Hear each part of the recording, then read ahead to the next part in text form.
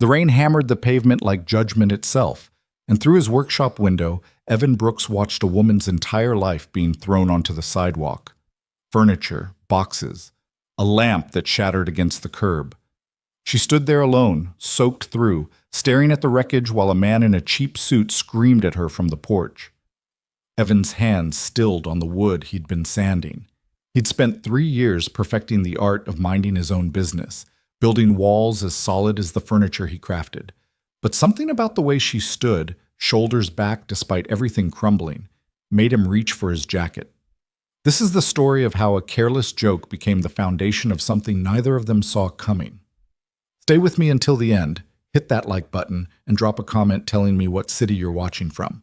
I want to see how far this story travels. The workshop smelled like cedar and possibility, the kind of clean, honest scent that came from wood shavings and hard work. Evan had built this space from nothing, converted half his garage into a place where raw timber became furniture people actually wanted in their homes.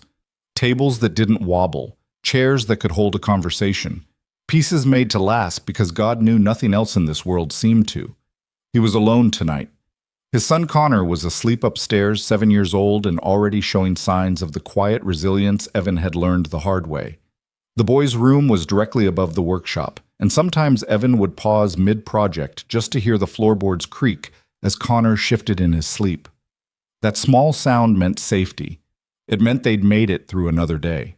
The storm had rolled in around 8, the kind of spring downpour that turned streets into rivers and made people reconsider their life choices. Evan had been working on a custom bookshelf, walnut with dovetail joints, commissioned by a professor at the university, when the shouting started next door.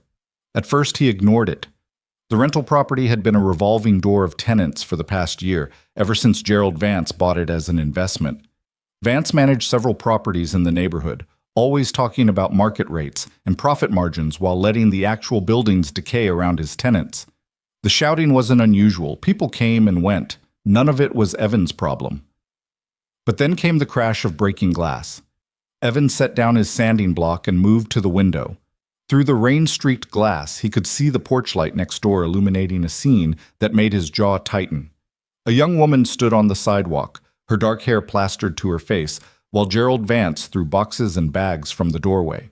Furniture followed, a small desk that landed sideways, a chair that bounced and rolled into the street. "You had your chance," Vance's voice cut through the rain. "I gave you notice." "That was 3 days ago." The woman's voice was steady despite the circumstances, professional even while her life was being dumped onto wet pavement. "You can't legally evict someone with 3 days' notice." "I can do whatever I want. It's my property." "No, you can't. There are laws. Sue me then." Vance threw another box, and something inside shattered. "Good luck finding a lawyer who'll take that case." Evan watched the woman's shoulders sag, just for a moment, before she straightened again. She didn't argue further. Instead, she started gathering what she could, stacking boxes in some semblance of order, despite the futility of it. The rain kept falling. Vance went back inside and slammed the door.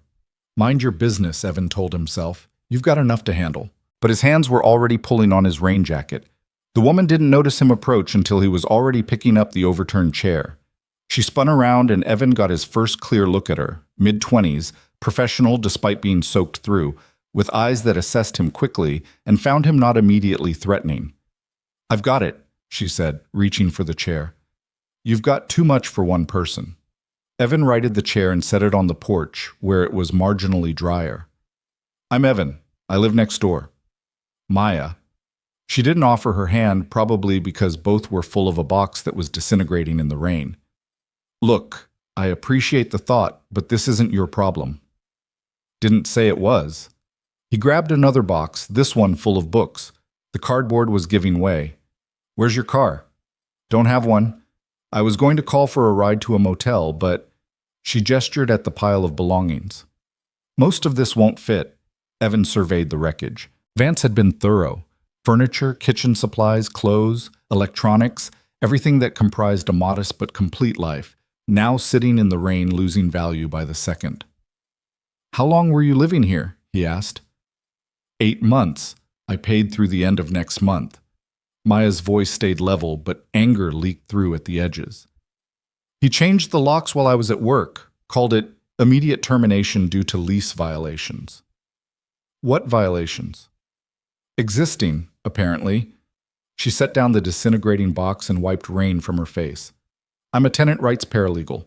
I know exactly how illegal this is. I also know that getting my stuff back won't happen before it's all ruined. Evan looked at the pile, then at his garage. The space not occupied by his workshop was mostly empty, just storage for lumber and equipment. Not suitable for living, but suitable for keeping someone's life from turning to mulch. You can put it in my garage, he said. Tonight. Sort it out tomorrow when you're dry.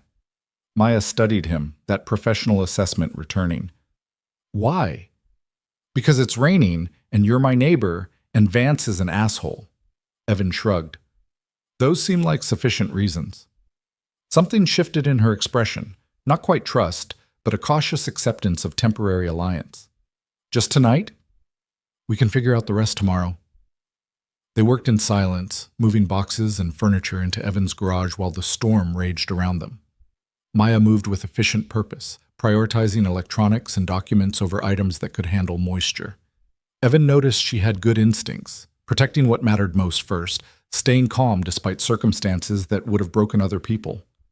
When the last box was stored and the furniture stacked against the garage wall, they stood under the overhang, catching their breath. Both were soaked through. Maya's professional exterior had dissolved into exhausted honesty. Thank you, she said quietly. I'll get everything moved out tomorrow. Where are you going?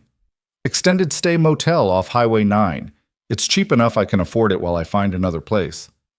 Evan pictured those motels, the kind that rented by the week to people with nowhere else to go, where the locks barely worked and the neighbors were either desperate or dangerous. He thought about Connor sleeping upstairs, safe in a home Evan had fought to keep stable after his wife died. He thought about how easily everything could fall apart, how one bad landlord or one bad break could send anyone sliding toward those motel rooms. The joke slipped out before his brain could stop it. You could just move in here.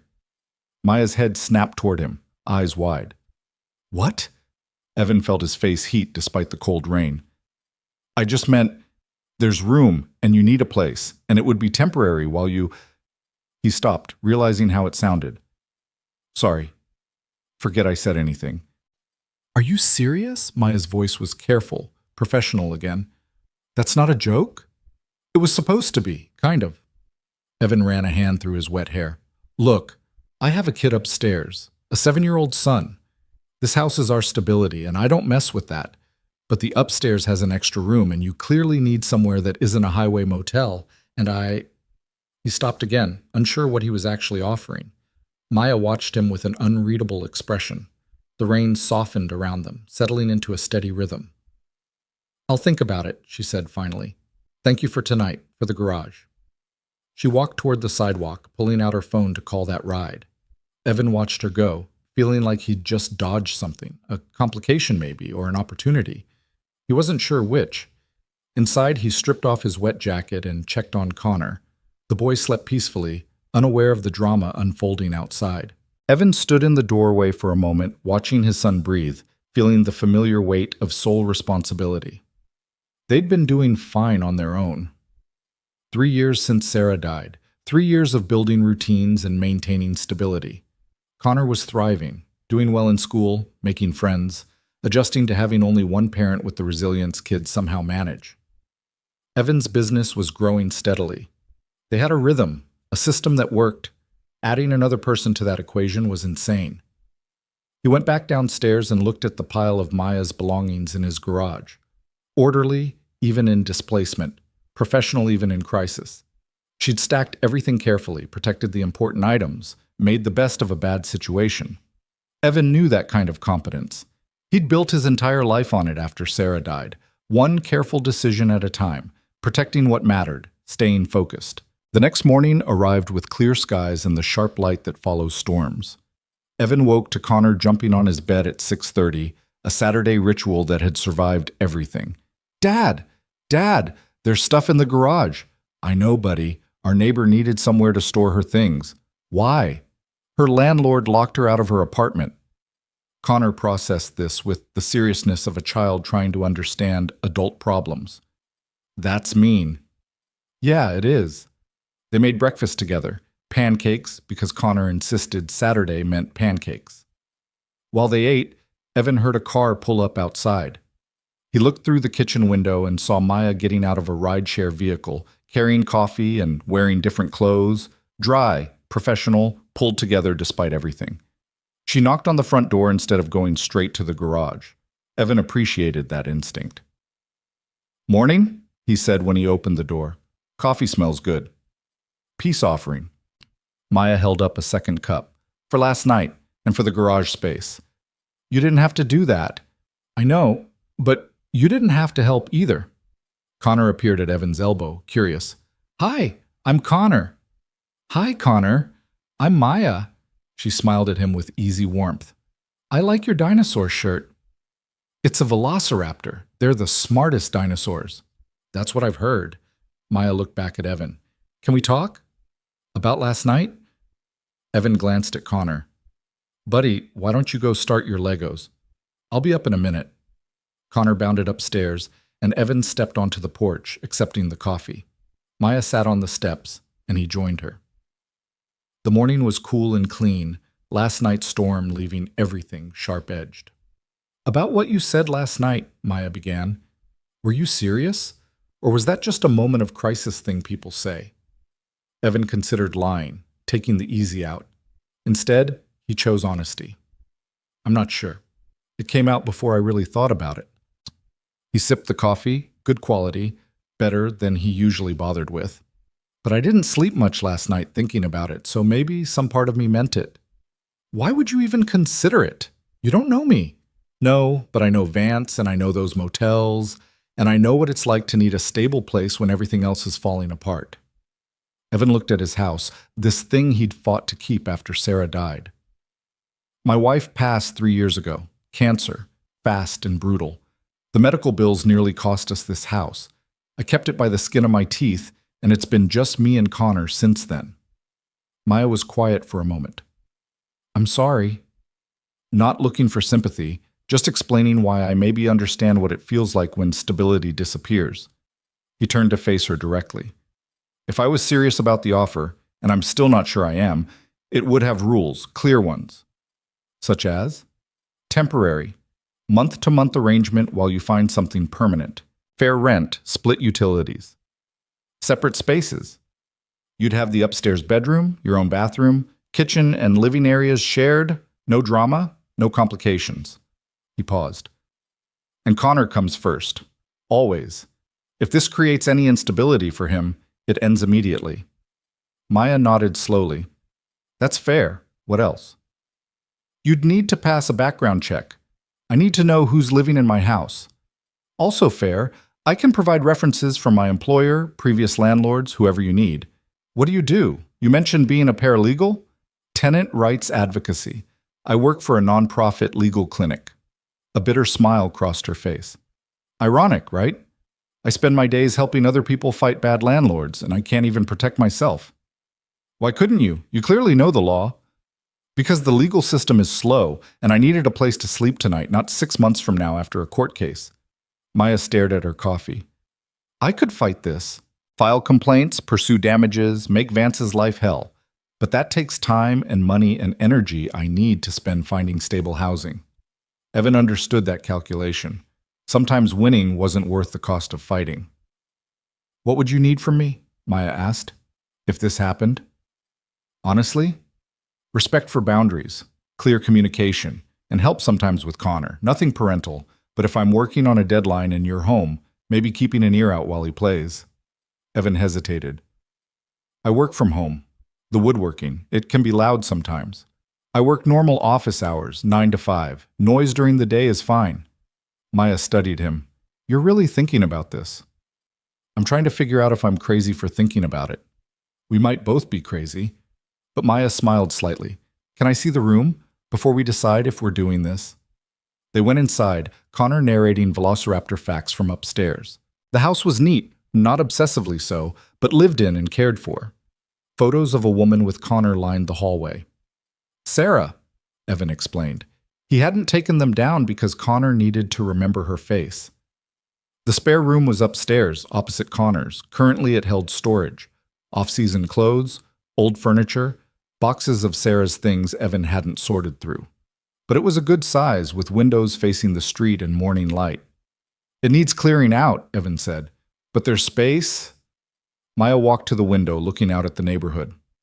"My apartment was smaller than this. The bathroom's shared with Connor, but he's pretty good about it. There's a lock on your bedroom door. That stays, obviously."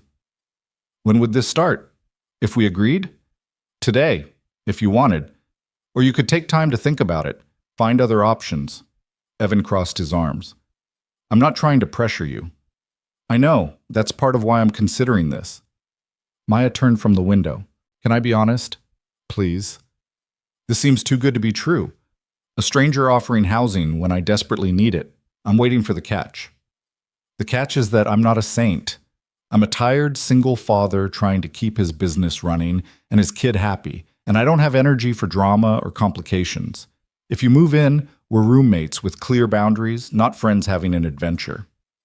Evan met her eyes. "That sounds harsh, but it's honest." "Honest is better." Maya paused. "I need to make some calls, check some things. Can I give you an answer by tonight?" "Yeah."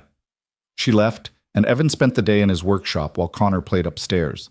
The bookshelf for the professor was nearly done. Solid work, the kind that would last decades. He ran his hands over the joints, checking for imperfections. His phone buzzed around 4. Maya's name appeared on the screen. "I called your references," she said without preamble. 3 of them. They all said the same thing: you're reliable, honest, keep to yourself, great with your kid. One of them mentioned your wife and said you've handled everything with grace. "That was probably Mrs. Chen. She brings Connor cookies." "It was." "She also said you never ask for help, which makes this offer even stranger." A pause. "I want to say yes, but I need you to understand something first." "Okay." "I've worked in tenant advocacy for 3 years. I've seen what happens when housing arrangements go bad, especially informal ones without legal protection. I've seen people lose their savings, their belongings, their safety." Her voice was steady but serious. "If I do this, I need a written lease. Month to month is fine, but it needs to be in writing with clear terms. I need legal protection, even from someone who seems decent." Evan found himself smiling. "That's smart. I'd want the same thing." "Really?" "Really. I'll draw up a lease tonight. You can review it, modify it, whatever you need. We'll both sign it before you move anything in." The relief in Maya's voice was palpable. "Then, yes, I'd like to take the room." "Okay then." Evan looked around his workshop, the space he'd built for solitary work. "Welcome home, I guess." That evening, they drafted a lease at Evan's kitchen table while Connor built an elaborate Lego spaceship on the floor. Maya proved to be exactly what she'd claimed: a professional who understood contracts and wasn't shy about asking for specific terms. They negotiated deposit amounts, utility splits, guest policies, termination clauses. "What about overnight visitors?" Maya asked. "I'm not seeing anyone, but theoretically?" "Give me a heads up beforehand, and they can't be here when Connor's home unless we've discussed it," Evan added to the document. "Same goes for me, not that it's likely." "You don't date?" "Haven't had time or interest. Connor's enough." He glanced at his son. "What about you?" "The heads up isn't about judgment, just about knowing who's in the house." "No one currently. My last relationship ended 6 months ago." Maya smiled slightly. "He didn't like that I worked too much." "The nonprofit?"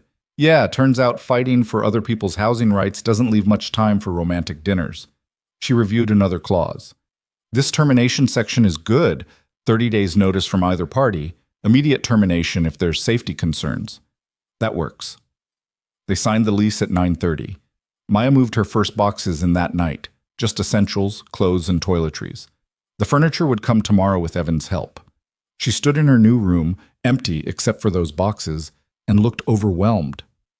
"This is real," she said quietly. "Yeah." Evan stood in the doorway, respecting the boundary of her space. "Are we crazy?" "Probably. But I've got a lease now, so at least we're legally crazy." Connor appeared between them, pajamas on and ready for bed. "Are you living here now?" "For a while." Maya said. Is that okay? Do you like velociraptors? I don't know that much about them, honestly. Connor's eyes lit up. I can teach you. They're super smart and hunted in packs and had this really cool claw. Connor, Evan interrupted gently. Maya's had a long day. Maybe tomorrow? Tomorrow, Maya agreed. I definitely want to learn about the claw. After Connor was asleep, Evan and Maya sat in the living room with tea, the house quiet around them. This was the first moment to actually breathe since the storm. Thank you, Maya said, for this, for the chance. Thank me in a month when we haven't killed each other. Deal. She sipped her tea. Can I ask you something? Sure. Why did you really make that offer last night? The real reason, not the stuff about Vance being an asshole. Evan considered the question.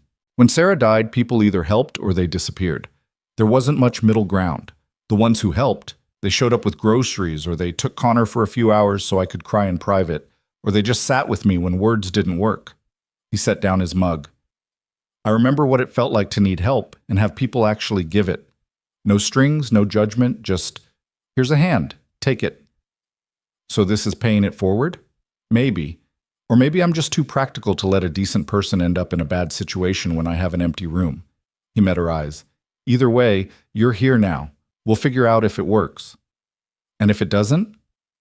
Then we shake hands, you move out with your 30 days notice, and we both learn something about our decision-making skills. Maya smiled. That's a very logical approach to a very illogical situation. I work with wood. Everything has to fit together right, or it falls apart. Evan stood, suddenly tired. I'm heading to bed. You need anything? Just ask. I'm good. Thank you, Evan. Night, Maya. He left her sitting in the living room that was now partially hers, in the house that had been exclusively his and Connor's for 3 years. Upstairs, he checked on Connor one more time, still sleeping peacefully, Velociraptor book open on the nightstand. Evan closed the book gently. In his own room, he lay awake listening to the unfamiliar sounds of another adult in the house. Water running as Maya got ready for bed, her door closing quietly. Footsteps in the hallway. This could be a massive mistake, or it could be fine, or it could be something else entirely, something he couldn't predict. Evan thought about Sarah, about the way she used to make decisions with her heart first and logic second. He'd always been the opposite, careful, measured, protecting against chaos. But tonight he'd made an offer based on instinct, on some recognition he couldn't quite name. In the garage, Maya's furniture waited to be moved upstairs. Tomorrow they'd figure out how to fit her life into this house. Tomorrow Connor would bombard her with dinosaur facts. Tomorrow would be the first full day of this strange arrangement. But tonight, in the quiet dark, Evan allowed himself to hope it might actually work. The house settled around them. 3 people under one roof, connected by circumstance and a lease, drawn up at a kitchen table. It wasn't a family. It wasn't even really friendship yet. But it was shelter and safety and a chance to rebuild from a place of stability instead of desperation. Sometimes that was enough. Sometimes that was everything. Morning light filtered through the kitchen windows as Evan measured coffee grounds, the familiar ritual grounding him in routine even as everything felt slightly off-center. Maya's door had opened at 6:15. He'd heard it from downstairs, followed by the sound of her getting ready with the quiet efficiency of someone accustomed to not disturbing others. Now she appeared in the kitchen doorway, dressed for work in clothes that had somehow survived being thrown into the rain, professional and composed. Coffee? Evan offered, holding up the pot. Please, I can make my own, though. You don't have to. It's already brewing, easier to make enough for 2. He pulled down a second mug, one that had been Sarah's favorite. The movement felt strange, like crossing some invisible line, but he pushed past it. Connor usually sleeps until 7 on weekends, but during the week he's up by 6:30. Maya accepted the coffee with quiet thanks, leaning against the counter at a respectful distance. I'll be gone before he wakes most mornings. I leave around 7:30. Office downtown?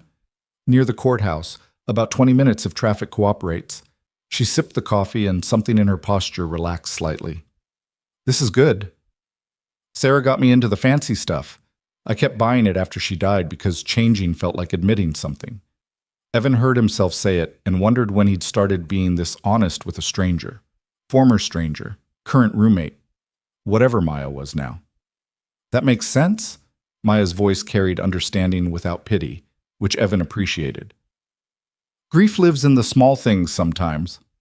Before Evan could respond, Connor's door banged open upstairs, followed by the thunder of small feet on stairs. His son appeared in the kitchen, still in pajamas, hair pointing in 3 directions, and stopped short when he saw Maya. "Oh, you're really here." "I really am." Maya smiled at him over her coffee. "Good morning, Connor." "Dad, can I show Maya my fossil collection? I have 17 fossils and 3 of them are really rare and—" "After breakfast," Evan interrupted gently, "and after Maya gets ready for work. She has a job to go to." Connor's face fell slightly, but he recovered quickly. "Can I show you tonight then, when you come home?" Maya glanced at Evan, checking for boundaries, and he gave a small nod. "Sure. Tonight after dinner."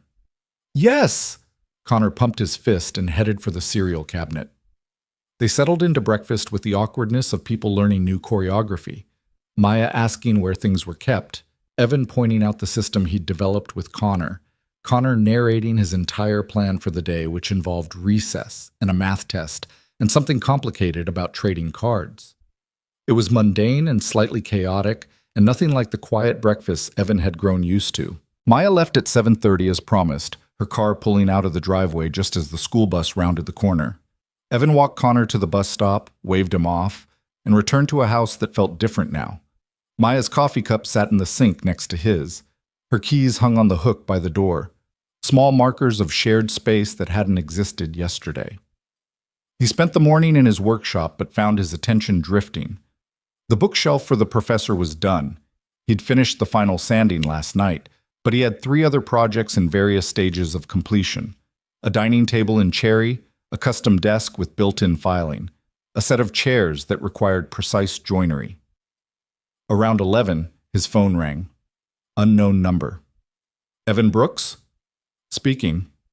"This is Gerald Vance. I own the property next to yours." Evan's hand tightened on the phone. "I know who you are." "Good. Then you'll understand when I tell you that harboring my former tenant is going to create problems for both of you." Vance's voice carried the particular smugness of someone who enjoyed wielding power.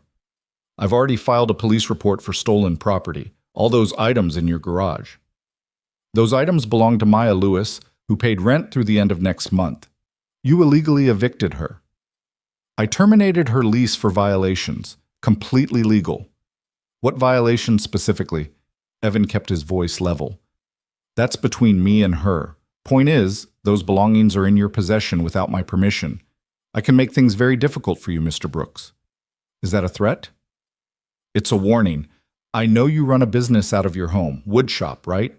I'm sure the city would be interested to know if you're up to code with all the regulations, noise ordinances, zoning restrictions, proper permits."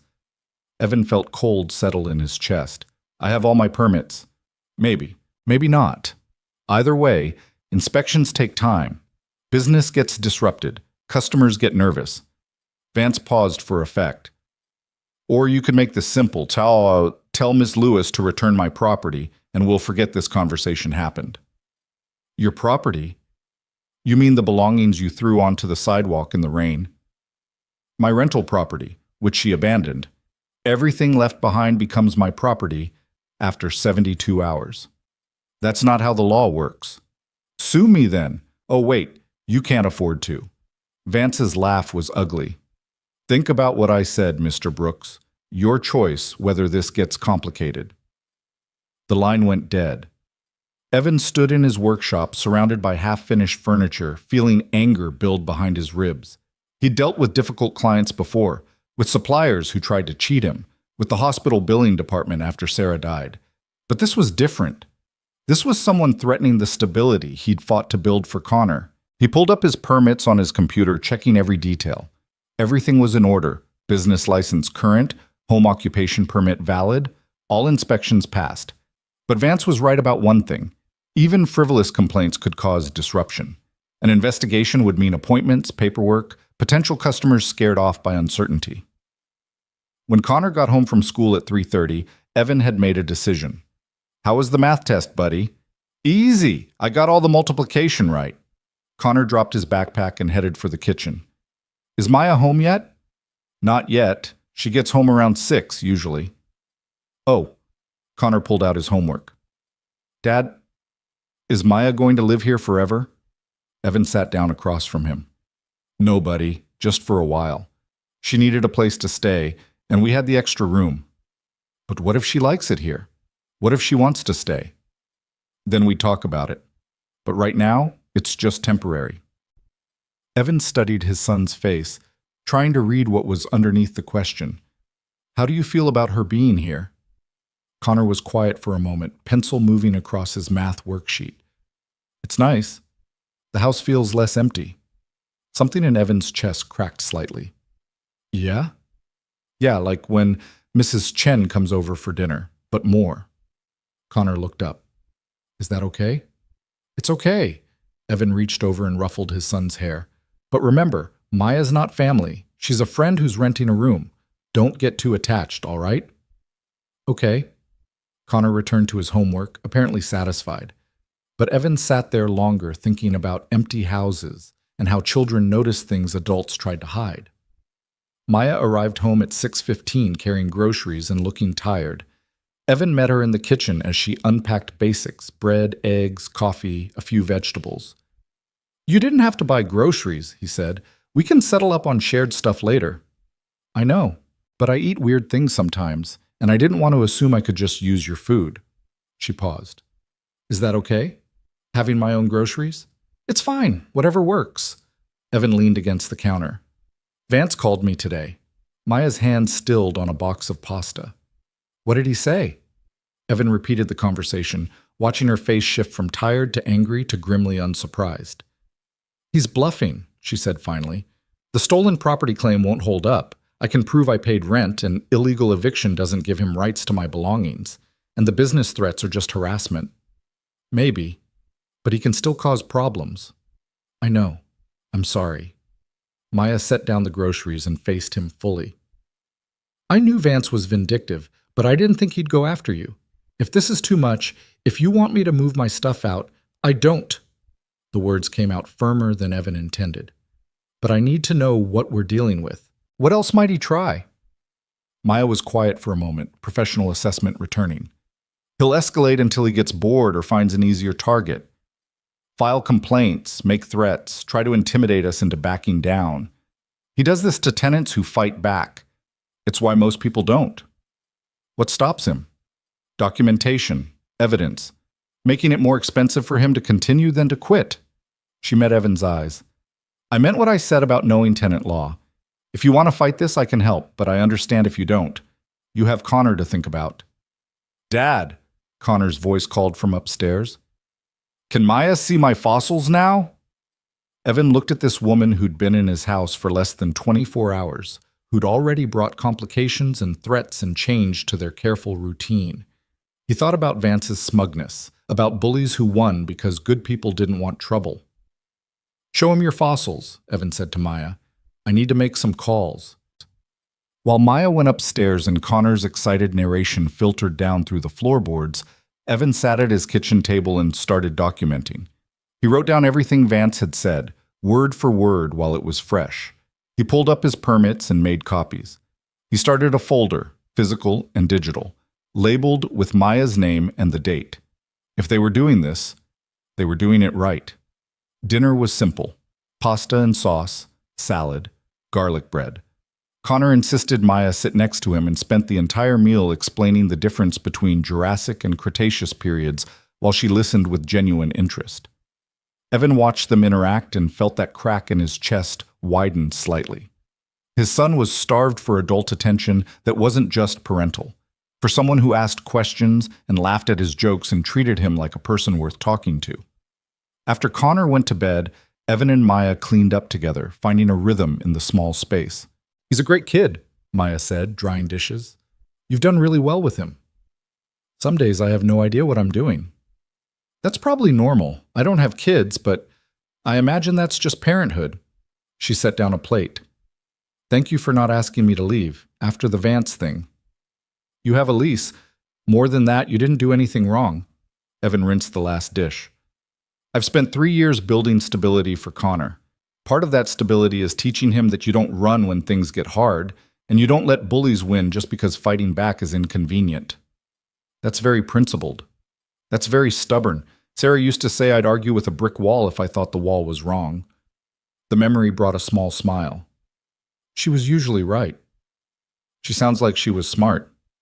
She was brilliant. Doctor, actually. Pediatric oncology. Evan dried his hands, the familiar ache of loss settling in. She spent her career fighting for kids who couldn't fight for themselves. Dying of cancer seemed like a particularly cruel irony. Maya was quiet for a moment. I'm sorry doesn't really cover it, does it? No, but I appreciate it anyway. Evan folded the dish towel. Point is, she wouldn't have run from Vance. She'd have documented everything and fought back strategically. So that's what we're doing. We. You're living here. That makes this my problem, too. He met her eyes. Besides, Vance threatened my business. That makes it personal. Something shifted in Maya's expression. Surprise, maybe, or relief. Okay, then. Tomorrow I'll pull together everything I have on the eviction. Texts, emails, photos of my belongings on the sidewalk. We build a case. And I'll install security cameras, front and back of the house, covering the driveway. You think he'll try something physical? I think men like Vance escalate when they don't get their way. I'd rather have footage we don't need than need footage we don't have. They stood in the kitchen, this strange partnership forming around necessity and principle. Outside, the neighborhood was quiet. Saturday evening settling into night. In his room upstairs, Connor slept surrounded by fossils and dinosaur books, safe and unaware of the adult complications swirling around him. I should let you get some rest, Maya said finally. Thank you, Evan, for all of this. Thank you for not making me explain to Connor why his new friend had to leave after one day. Maya smiled slightly. He really liked those fossils. He really liked having someone to show them to. After she went upstairs, Evan sat in the living room with his laptop, researching security systems and reading reviews. He ordered cameras that would arrive in 2 days, along with a doorbell system that recorded visitors. While he worked, his phone buzzed with a text from an unknown number. Last chance. Tell your tenant to move out, or I make your life very difficult. Evan stared at the message, then screenshot it and added it to his documentation folder. He typed back carefully. Ms. Lewis has a legal lease to rent a room in my home. Any further harassment will be reported to the appropriate authorities. The response came within seconds. You'll regret this. Evan turned off his phone and went to bed. Upstairs, the house was quiet except for Connor's soft breathing and the occasional creak of Maya settling into her room. Tomorrow was Sunday. They'd have a full day to prepare, to build their case, to figure out how to handle whatever Vance threw at them next. But tonight, Evan let himself acknowledge the strange comfort of not being alone in this, of having an ally who understood the fight ahead and wasn't backing down. It had been 3 years since he'd had a partner in anything beyond business transactions and parenting logistics. He wasn't sure what to do with that feeling yet. Sunday morning arrived with Connor bouncing into Evan's room at 7, full of energy and plans involving pancakes and whether Maya liked chocolate chips or blueberries. They made breakfast together while Maya emerged looking more relaxed than Evan had seen her, wearing jeans and a sweater instead of work clothes. Chocolate chip or blueberry? Connor asked immediately. Can I have both? Yes! Connor pumped his fist like she'd just won him a prize. They ate breakfast in the sunny kitchen, and Evan felt the weekend stretch ahead with unusual possibility. Usually, Sundays meant grocery shopping, meal prep, maybe a park visit if Connor was restless. Simple, predictable, safe. I need to work on that dining table today, Evan said, mostly to Maya. Should be quiet enough if you need to do anything. I was actually hoping to move the rest of my furniture in, if that's okay. Get settled properly. I can help. Connor can play in the yard while we work. They spent the afternoon rearranging Maya's room, fitting her life into the space. She traveled light, a bed frame, a small desk, a bookshelf, some boxes of books, and personal items. But watching her unpack, Evan noticed care in the details. Photos of family carefully placed, a plant that had somehow survived the eviction, now given a spot by the window, Books organized by author, mostly legal texts and tenant advocacy materials, but also novels and poetry. You read a lot, Evan observed, carrying in the last box.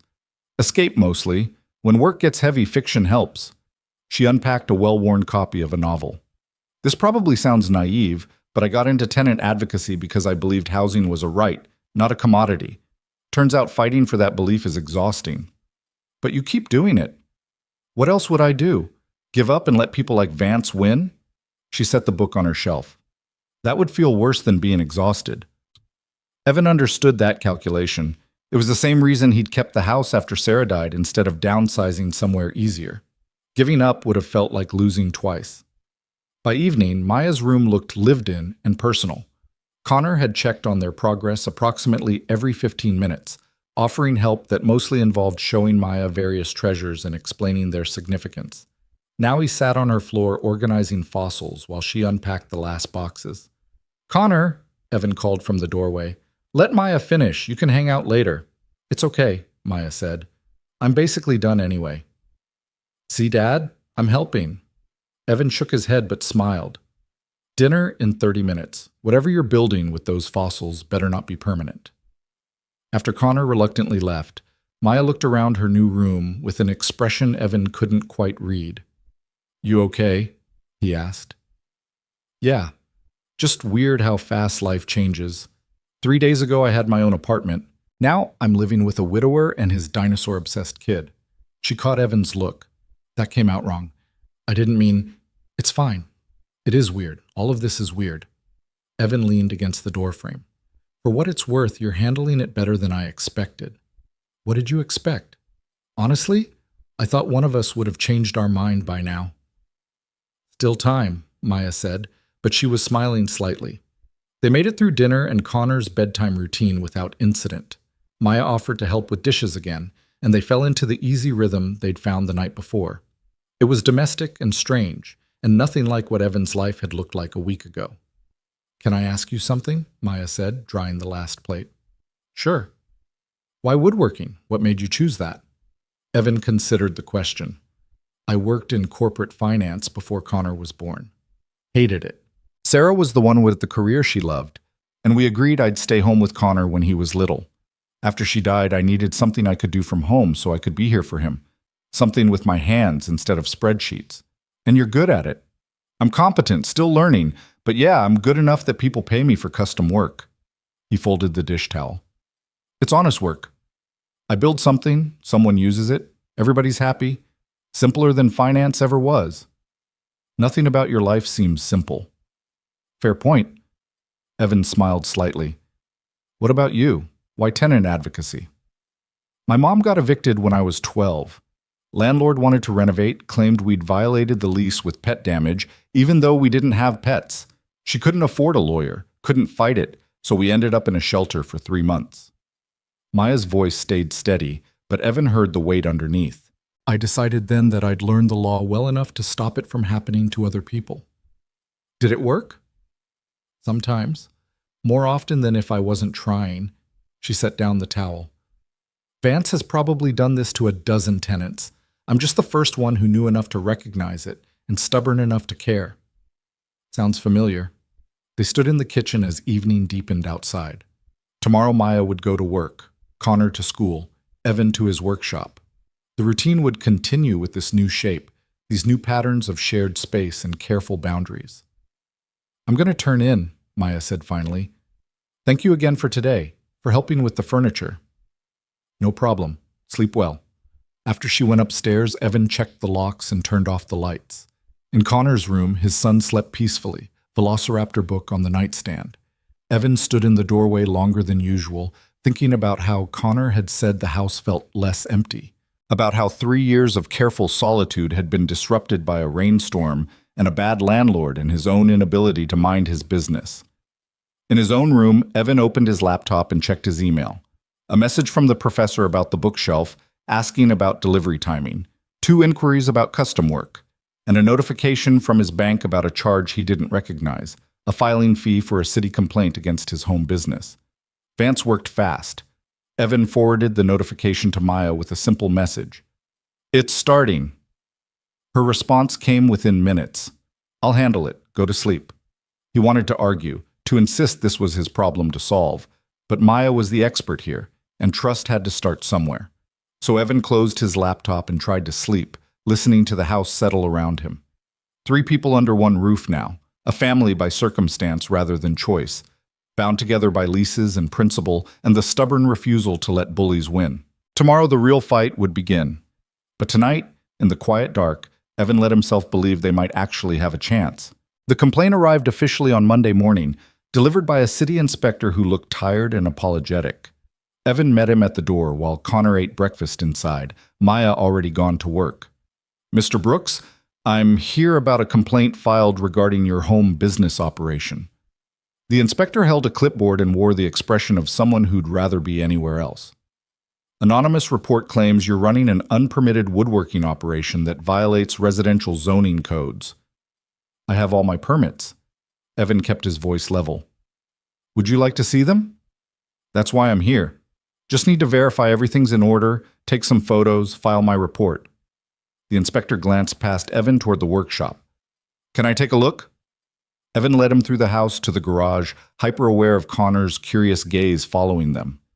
The workshop was clean and organized, safety equipment properly stored, every tool in its designated place. He pulled out his permits while the inspector examined the space, making notes and taking photos. "You've got everything labeled," the inspector observed. "Fire extinguisher current, ventilation system installed, electrical work looks professional. I had it inspected when I started the business 3 years ago. Everything's been maintained since then." The inspector reviewed the permits carefully, comparing dates and signatures. "These are all valid. More than valid. You've actually exceeded some of the requirements." He looked up. "Mind if I ask who filed the complaint?" "Gerald Vance. He owns the rental next door." "Any idea why?" "He's harassing one of his former tenants who's currently renting a room in my house. This is retaliation." Evan handed over his phone, showing the threatening text. "I've been documenting everything." The inspector's expression hardened slightly. "I can't comment on that officially, but off the record, keep documenting. File counter complaints if the harassment continues. And for what it's worth, your operation here is completely legal and actually better maintained than most home businesses I inspect." He left 20 minutes later with a promise that his report would clear Evan of any violations. Evan texted Maya immediately. "Inspector came. We're clear." He saw the texts from Vance. Her response was quick. "Good. 1 down. He'll try something else." She was right. Over the next week, Vance escalated methodically. A noise complaint filed with the police claiming Evan's power tools violated quiet hours. Dismissed when Evan showed logs proving he only worked between 9 and 5. A complaint to the Homeowners Association about unsightly storage in the garage.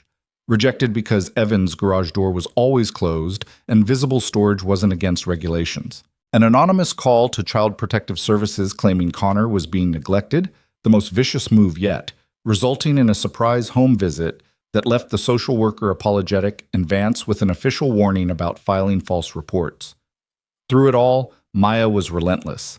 She documented every incident, filed counter-complaints, and built a harassment case that grew more airtight by the day. She worked late into the evenings at the kitchen table, surrounded by paperwork and legal codes, occasionally asking Evan for details or clarification. "He's making mistakes," she said one night, highlighting something in a document. "Getting sloppy because he's angry. The CPS call was particularly stupid. There's a clear trail back to his phone number. Can we use that?" Evan was finishing the cherry dining table, applying the final coat of finish. "Absolutely. False reporting to CPS is a misdemeanor. Combined with everything else, we're building toward a restraining order." She looked up from her work. "How are you holding up?" "Tired, angry, worried about Connor."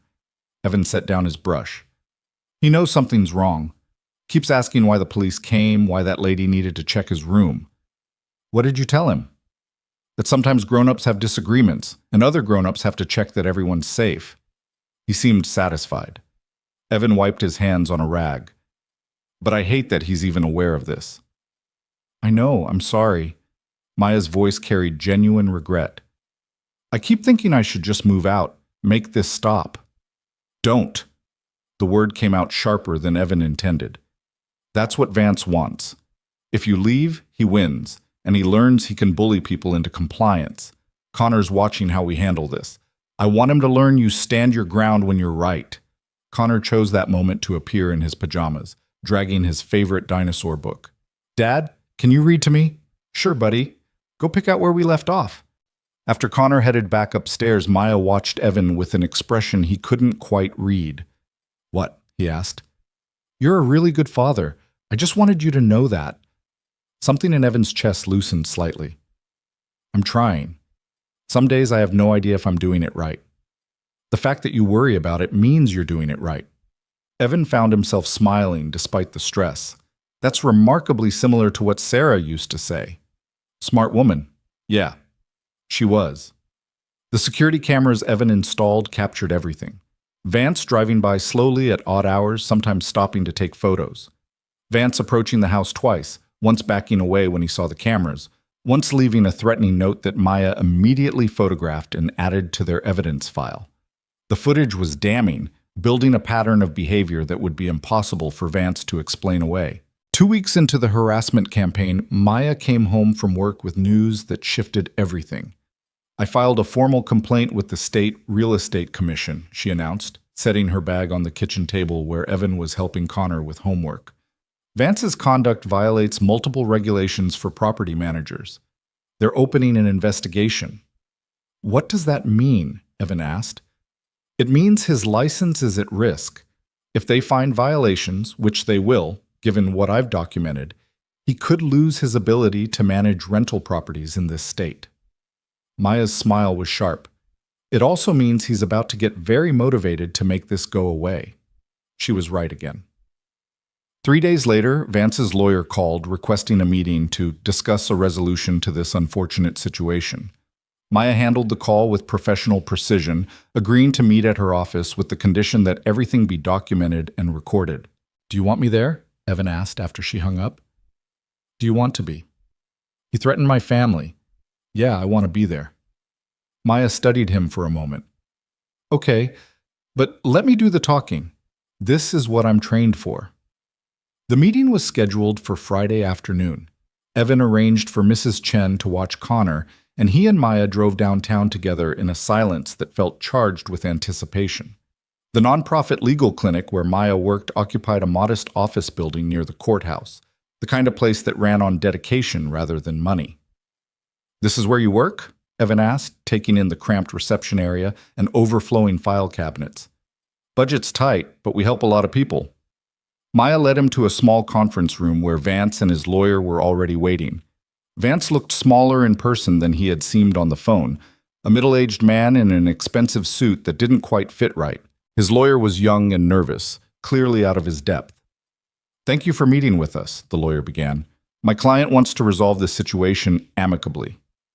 Your client wants to avoid the state investigation and potential criminal charges, Maya corrected calmly. Let's be clear about motivations. Vance's face reddened. I was well within my rights to terminate that lease. You illegally evicted Ms. Lewis without proper notice, destroyed her property, and then engaged in a sustained harassment campaign against both her and Mr. Brooks. Maya slid a folder across the table. This contains documentation of 14 separate incidents of harassment, including false reports to city agencies, threatening communications, and stalking behavior captured on security footage. Your phone records tie you directly to a false CPS report, which is a criminal offense. The lawyer paled as he flipped through the documentation. My client disputes. Your client is facing a real estate commission investigation that will almost certainly result in license suspension at minimum. He's also facing potential criminal charges for harassment, stalking, and filing false reports. Maya leaned back in her chair.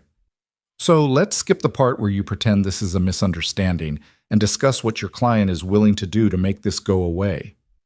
Evan watched her work with something approaching awe. This was Maya in her element, every word calculated, every piece of evidence deployed with surgical precision. She wasn't angry or emotional. She was devastatingly competent. Vance's lawyer conferred with his client in whispers, then cleared his throat. What would you want in exchange for dropping the complaints? Full return of Ms. Lewis's security deposit plus damages for destroyed property. Written agreement that Mr. Vance will cease all contact with both Mrs. Lewis and Mr. Brooks. Both. And a formal letter to the State Commission admitting to the illegal eviction and agreeing to attend ethics training. Maya's voice never wavered. Non-negotiable. The commission letter would be admitting fault. Your client did commit fault. Multiple violations, actually. The letter simply acknowledges reality. Maya pulled out another document. The alternative is we proceed with formal charges and let the commission complete their investigation. Based on what I've found, Mr. Vance has engaged in similar behavior with at least 4 other tenants in the past 2 years. The commission would be very interested in that pattern. Vance's face went from red to pale. You can't prove that. I already have. Tenant complaints, court records, settlement agreements with ND, as that won't hold up under commission subpoena. Maya met his eyes directly. You've been getting away with this for years because most people can't afford to fight back. I can. And I will. The room fell silent except for the lawyer's nervous shuffling of papers. Finally, Vance spoke directly to Evan. This is your fault. If you hadn't interfered, if you hadn't illegally evicted someone and thrown their belongings in the rain, none of this would be happening, Evan said quietly. You created this situation. We're just refusing to be victims in it. Mr. Brooks makes a good point, the lawyer said weakly. Perhaps we should consider Ms. Lewis's terms. The negotiation took another hour, but Maya's position never shifted. Either Vance agreed to her conditions or they proceeded with every legal action available. By the time they left the conference room, Vance had signed an agreement promising full restitution, no contact, and the letter to the commission. In the parking lot, Evan turned to Maya. That was incredible. That was my job. But she looked pleased. He'll comply. The commission investigation is real, and he knows I'll follow through if he doesn't. So it's over? The immediate threat is he might still lose his license depending on what the commission finds. But that's not our problem anymore. Maya unlocked her car. We won, Evan. The relief hit Evan all at once, weeks of tension releasing in a rush that left him slightly dizzy. We should celebrate. Dinner out, something nice. With Connor? Definitely with Connor. He deserves to know this is finished. They picked Connor up from Mrs. Chen's and took him to his favorite restaurant, a family place with good burgers and an arcade in the back. Over dinner, Evan explained in age-appropriate terms that the problems with the neighbor were resolved, that the grown-ups had worked it out, that everything was safe now. So Maya's not leaving? Connor asked, looking worried. Not because of this, Maya said gently. I'm staying as long as the arrangement works for everyone. Good. Connor returned to his burger with the easy acceptance of childhood. Can I have quarters for the arcade? Watching Connor play skee-ball with intense concentration, Evan felt the weight of the past weeks settle into something manageable. They'd fought and won. More than that, they'd proven to themselves, and to Connor, that standing your ground mattered. Thank you, he said to Maya, for everything. The documentation, the legal work, the way you handled Vance. You stood with me when you could have asked me to leave. That meant something. Maya watched Connor score and celebrate. Most people would have chosen the easier path. Sarah used to say the right thing and the easy thing are rarely the same thing. I try to remember that when making decisions. She really was smart. Yeah, Evan smiled. She would have liked you, I think, the way you fight for people. Maya glanced at him, something shifting in her expression. That might be the nicest thing anyone said to me in a while. They stayed until Connor had exhausted his quarters and himself, then drove home through the quiet streets. The house welcomed them back with its familiar creaks and corners, no longer feeling like a shelter against threats, but simply home again. After Connor was asleep, Evan and Maya sat in the living room with tea, the comfortable silence between them feeling earned now. So what happens next? Evan asked. With Vance paying damages, you could afford to find your own place again. I could. Maya wrapped her hands around her mug. Is that what you want? I'm asking what you want.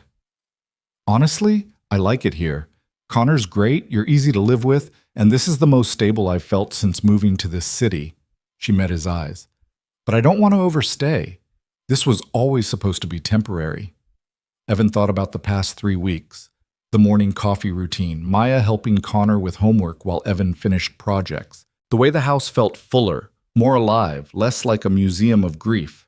He thought about Connor saying it felt less empty and how right his son had been. What if we made it less temporary? The words came out before Evan fully thought them through. Not permanent necessarily, but more than month to month. A real lease, 6 months or a year. Maya looked surprised. You'd want that? I think so. Yeah. Evan set down his tea. This arrangement works. You're respectful of boundaries, good with Connor, you pull your weight, and honestly, having another adult around has been better than I expected. Better how? Less isolated, I guess. I didn't realize how much I'd pulled back from everything until you moved in and I had to interact with another person daily. He smiled slightly. Turns out, I'm not actually as introverted as I convinced myself I was. I'd like that, Maya said after a moment. The longer lease, if you're sure. I'm sure. Evan stood, suddenly restless with emotions he couldn't quite name. We can draw up new terms this weekend, make it official. Okay then? Maya stood too, and they faced each other in the living room where so much had shifted over the past weeks. Partners? Partners. They shook hands, the gesture formal and slightly ridiculous given everything they'd been through together. But it felt right, this acknowledgement of choice rather than necessity. After Maya went upstairs, Evan checked the locks and stood in the quiet kitchen, thinking about how much had changed since that rainy night. A careless joke had become a lease, which had become a partnership, which was now becoming something more intentional. Not quite family, not exactly friendship, but something that mattered. He checked on Connor one last time, his son sprawled across the bed with his dinosaur book open beside him, peaceful and safe and exactly where he should be. In his own room, Evan pulled out the photo he kept on his nightstand, Sarah on their wedding day, laughing at something he'd said, full of life and promise. He'd barely looked at it in months, the grief too heavy to carry every day. But tonight he studied her face and imagined what she'd think of all this. She'd probably say he was handling things exactly backwards, letting a stranger move in and then deciding to trust her. She'd point out all the risks he'd taken, all the ways it could have gone wrong. And then she'd smile that particular smile that meant she was proud of him anyway, for choosing connection over safety, for letting the walls down even slightly. I'm trying, he whispered to the photo. I'm doing my best here. The house settled around him, 3 people breathing in separate rooms, connected by choice and circumstance, and the stubborn belief that standing together mattered more than standing alone. Saturday morning brought unexpected developments. Evan was in his workshop sanding the custom desk when his phone rang with a number he recognized, the professor who'd commissioned the bookshelf. Mr. Brooks, I wanted to call personally. The bookshelf is extraordinary, exactly what I wanted. The professor's voice carried genuine enthusiasm. I've already recommended you to 3 colleagues. Would you be open to taking on more university commissions? Absolutely. That's great to hear. Excellent. And I hope this isn't too forward, but I'm hosting a small gathering next month for faculty and local artisans. Would you be interested in attending? It's a good networking opportunity. Evan hesitated. Social events weren't his strength, and the idea of small talk with academics made him uncomfortable. But Sarah had always pushed him to network, to put himself out there even when it felt unnatural. I'd be honored, he heard himself say. Thank you for thinking of me. After hanging up, he stood in his workshop feeling both pleased and anxious. Business was growing. That was good. It was also terrifying, the idea of success after so much time spent in careful stability. Maya found him there an hour later, looking concerned. You okay? You've been sanding that same spot for 20 minutes. Evan looked down at the desk, realizing she was right. Got invited to a networking event, university faculty thing. That's good news, isn't it? Yeah, also nerve-wracking. I haven't done anything social in 3 years beyond parent-teacher conferences. You'll be fine. You're good at what you do, and people respond to competence. Maya leaned against the workbench. Want me to help you practice small talk? Is that something you can practice? Probably not, but we can try. She smiled. Come on, let's make lunch and you can tell me about this event. Sometimes talking through the anxiety helps. They made sandwiches while Connor built an elaborate Lego structure on the living room floor. Evan explained the professor's call, the potential for more commissions, his worry about networking when he felt so out of practice with normal human interaction. "You're interacting with me just fine," Maya pointed out. "And with Connor's teachers and Mrs. Chen and that inspector who came about Vance's complaint. You're more socially functional than you think." "That's different. Those are necessary interactions." "So is networking when you run a business." She bit into her sandwich. "Look, I get it. After my mom died 2 years ago, I basically stopped doing anything social that wasn't work required. Came home, ate dinner alone, went to bed. Repeat. It felt safer than putting myself out there and risking more loss." "What changed?" "Honestly, getting evicted? Sounds backwards, but hitting bottom forced me to engage with people again. Ask for help, accept kindness."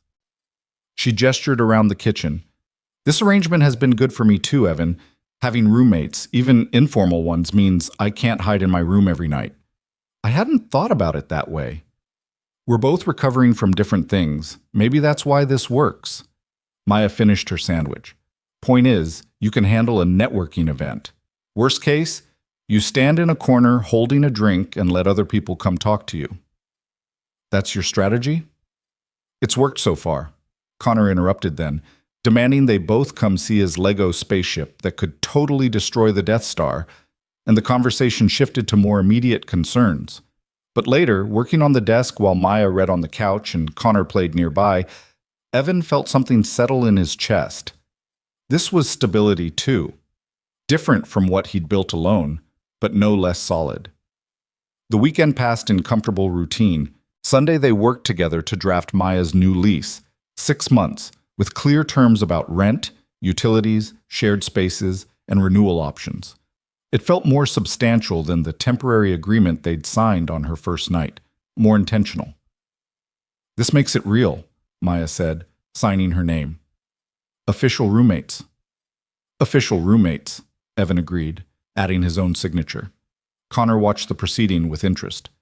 "Does this mean Maya's staying forever?" "For 6 months, definitely. Maybe longer after that." Evan caught Maya's eye over Connor's head. "We'll see how it goes." "It'll go good," Connor announced with childhood certainty. "Maya likes my fossils, and she's nice, and she makes Dad smile more." Both adults were silent for a moment, caught off guard by the observation. "I smile," Evan protested weakly. "Not like you do now," Connor said, already losing interest in returning to his toys. After Connor was in bed, Evan and Maya sat in their usual spots in the living room, the signed lease on the coffee table between them. "He's right, you know," Maya said quietly. "You do seem happier, more relaxed." "So do you." "Maybe we're good for each other, in a roommate way." She smiled slightly. "This is weird, right? How normal this feels." "Completely weird. 3 weeks ago, you were a stranger getting evicted in the rain." Evan shook his head. "Now you're signing a 6-month lease and my kid is tracking my emotional state based on your presence." "Kids notice everything." "Yeah, they do." Evan thought about all the things Connor had noticed and never said over the past 3 years. The grief, the exhaustion, the careful distance Evan had maintained from anything that might disrupt their stability. His son had been watching, learning patterns, understanding more than Evan gave him credit for. "Thank you," he said to Maya, "for pushing back when I'm being too cautious, for fighting Vance instead of running, for being someone Connor can trust. Thank you for taking a chance on a stranger, for standing with me when it got difficult." Maya met his eyes. "This could have gone very differently." But it didn't. No, it didn't. They sat in comfortable silence as the evening deepened outside. Somewhere in the neighborhood, a dog barked. A car drove past. Normal sounds of normal life, unremarkable and precious. Evan thought about the networking event, about growing his business, about the future that suddenly felt more open than it had in years. He thought about Connor's observation, about smiling more, about the careful walls he'd built starting to develop doorways. It was terrifying and hopeful in equal measure. "I'm glad you're staying," he said finally. "Just so you know." Maya smiled. "I'm glad I'm staying too." And in that moment, in that quiet house with its new configuration of people choosing to stay together, Evan felt something shift fundamentally. Not everything would be perfect. Challenges would come. but they'd proven they could face difficulties together, could build something functional from chaos, could choose trust even when it felt risky. That seemed like enough to build on. That seemed like more than enough. The 6-month lease sat in a drawer in Evan's office, a tangible reminder that what had started as temporary was becoming something more deliberate. Over the following weeks, the house settled into rhythms that felt less like accommodation and more like actual life. Maya's work schedule meshed with Evan's workshop hours in a way that meant someone was always home when Connor got off the bus. Dinner became a shared responsibility, whoever got home first starting the meal, the other finishing it. Small domesticities that meant nothing and everything at once. The networking event loomed in Evan's calendar like a test he wasn't sure he could pass. The night before, he stood in front of his closet trying to remember what people wore to these things. His wardrobe had devolved into work clothes and more work clothes, jeans, flannel shirts, t-shirts covered in sawdust. "You're overthinking this," Maya said from his doorway, making him jump. "How do you know I'm overthinking anything? You've been staring at shirts for 10 minutes. I can hear you spiraling from downstairs." She stepped into the room, surveyed his limited options, and pulled out a dark button-down that still had tags on it. "This, with your good jeans, you'll look professional but not like you're trying too hard." "When did I buy this?" "No idea, but it still fits." She handed it to him. "You're going to be fine tomorrow. These people want to talk about furniture and you know furniture. Just be yourself." "What if myself isn't interesting enough?" Maya gave him a look that was equal parts amused and exasperated. "Evan, you're a single father who built a business from nothing while raising a kid alone.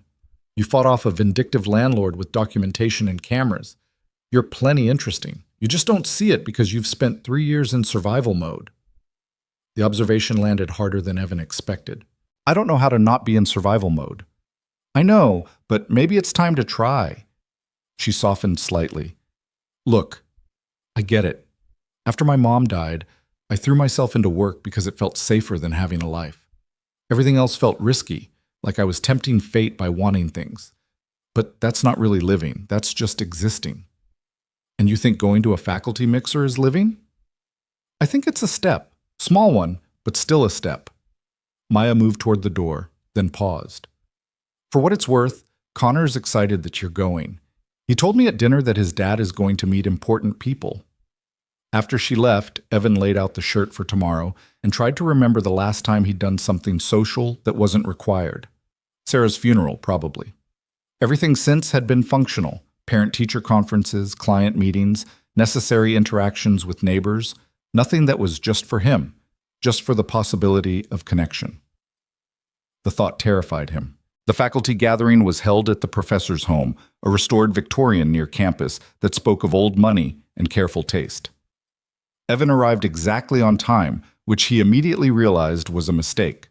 The only car in the driveway besides his beat-up truck was the professor's pristine sedan.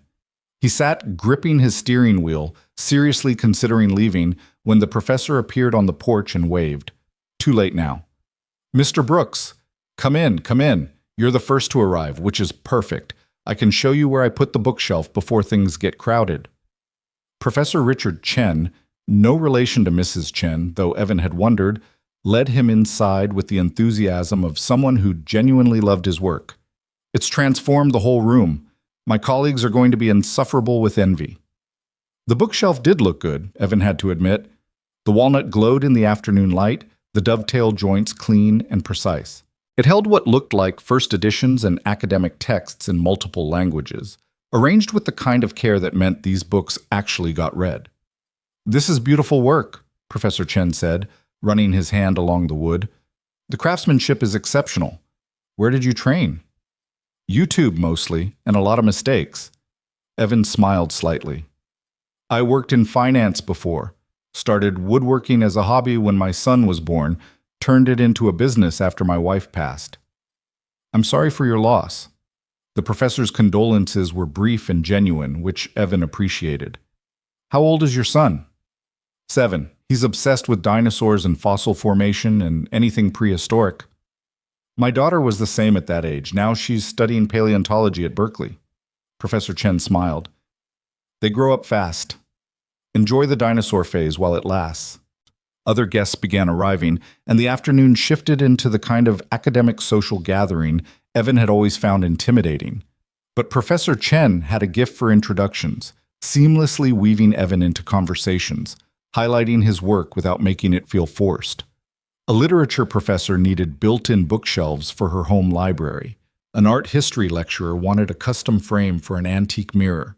A dean mentioned the university was renovating faculty offices and might need custom furniture. Evan found himself relaxing, talking about joinery techniques and wood selection, discovering that when the subject was his work, conversation came easier than expected. These people weren't judging him. They were genuinely interested in craftsmanship, in the process of making things that lasted. "You should consider teaching a workshop," suggested the art history lecturer, a woman named Dr. Patricia Morrison, who reminded Evan slightly of Sarah in her directness. Community education program is always looking for skilled craftspeople. Students pay tuition, you get to share your knowledge. Everyone wins. "I've never taught before." "You've been teaching me about Mortise and tenon joints for 20 minutes. You're a natural." She handed him her card. "Think about it. The program coordinator is a friend of mine." Driving home later, Evan felt energized in a way he hadn't experienced in years. Not exhausted from forced social interaction, but genuinely excited about possibilities. 3 potential commissions, 1 teaching opportunity, and a dozen business cards from people who wanted to stay in touch. More than that, he'd had actual conversations that weren't about Connor or bills or the basic mechanics of survival. Maya was reading on the couch when he got home, Connor already asleep upstairs. "How'd it go?" she asked, setting down her book. "Good. Really good, actually." Evan dropped his jacket on the chair and sat down, still processing. "I might have gotten more business than I can handle." "That's a good problem to have." "There's a teaching opportunity, too. Community workshop on woodworking basics." He pulled out Dr. Morrison's card. "I don't know if I'm qualified for that." "You built a business from scratch while raising a child alone. You're qualified." Maya studied him. "You look different." "Different how?" "Less like you're carrying the weight of the world. More like yourself, maybe." She smiled. "Told you it would be fine." "You were right. I hate when you're right." "Get used to it. I'm right about most things." She was teasing now, and Evan found himself matching her tone. "Most things?" 90%. The other 10%, I'm just extremely confident while being wrong." They talked until late, Evan describing the people he'd met, Maya sharing stories about her own day at the legal clinic. It felt easy, this exchange of daily details, the kind of conversation that meant nothing monumental but built connection through accumulation. When Evan finally headed to bed, he stopped at Connor's door as always, watching his son sleep. But tonight the familiar routine felt different, less like checking for safety and more like gratitude for what they'd built together. He thought about Dr. Morrison's daughter studying paleontology, about how Connor's dinosaur phase would eventually end and transform into something else. Time was moving forward whether Evan was ready or not. Maybe it was time to stop just surviving and start actually living again. The teaching opportunity materialized faster than Evan expected. Dr. Morrison's coordinator friend called within days, enthusiastic about adding a woodworking workshop to their spring catalog. 6 Saturday sessions, beginning woodworkers, focus on hand tools and fundamental techniques. Evan agreed before he could talk himself out of it. "Oh, you're teaching a class?" Connor's eyes went wide at dinner when Evan mentioned it. "Like a real teacher? Just showing people how to build basic things, it's not a big deal."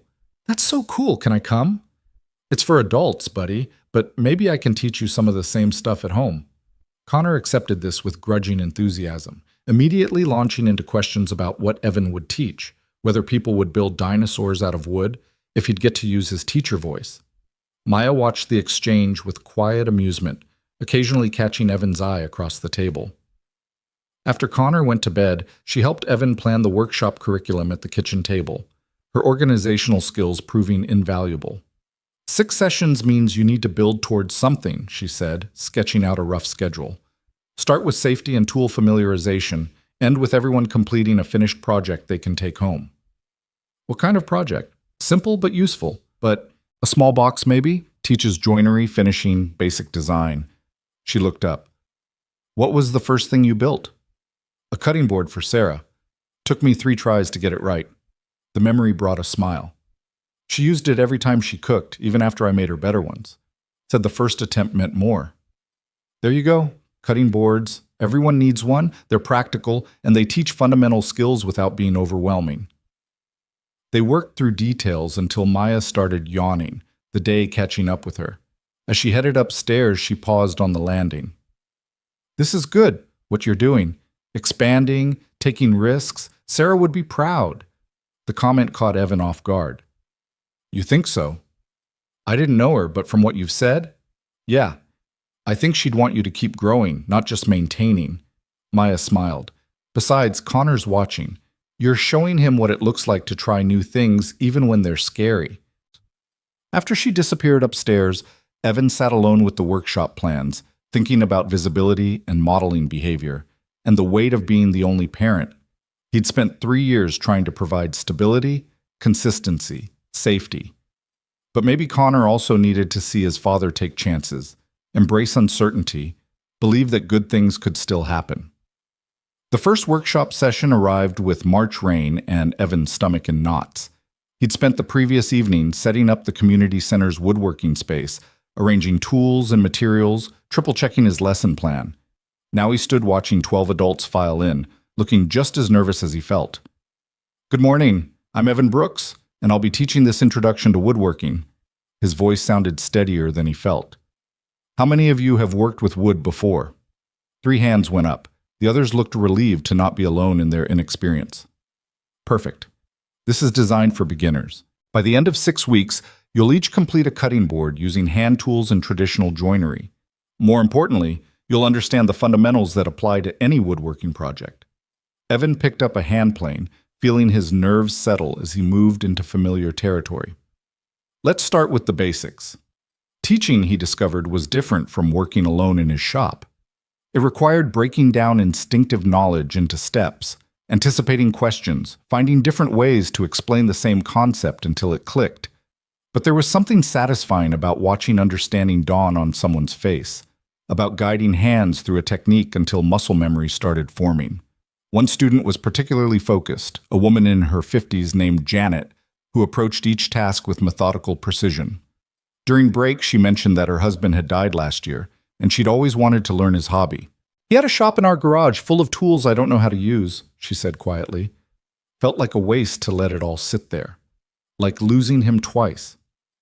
Evan understood that impulse, the way grief attached itself to objects and spaces. My wife died 3 years ago. Different circumstances, but I get it. Holding on to their things feels important. Does it get easier? It gets different. You learn to carry it without it crushing you. He paused. The woodworking helps, honestly, creating something physical when everything else feels abstract. Janet nodded, and they returned to the lesson.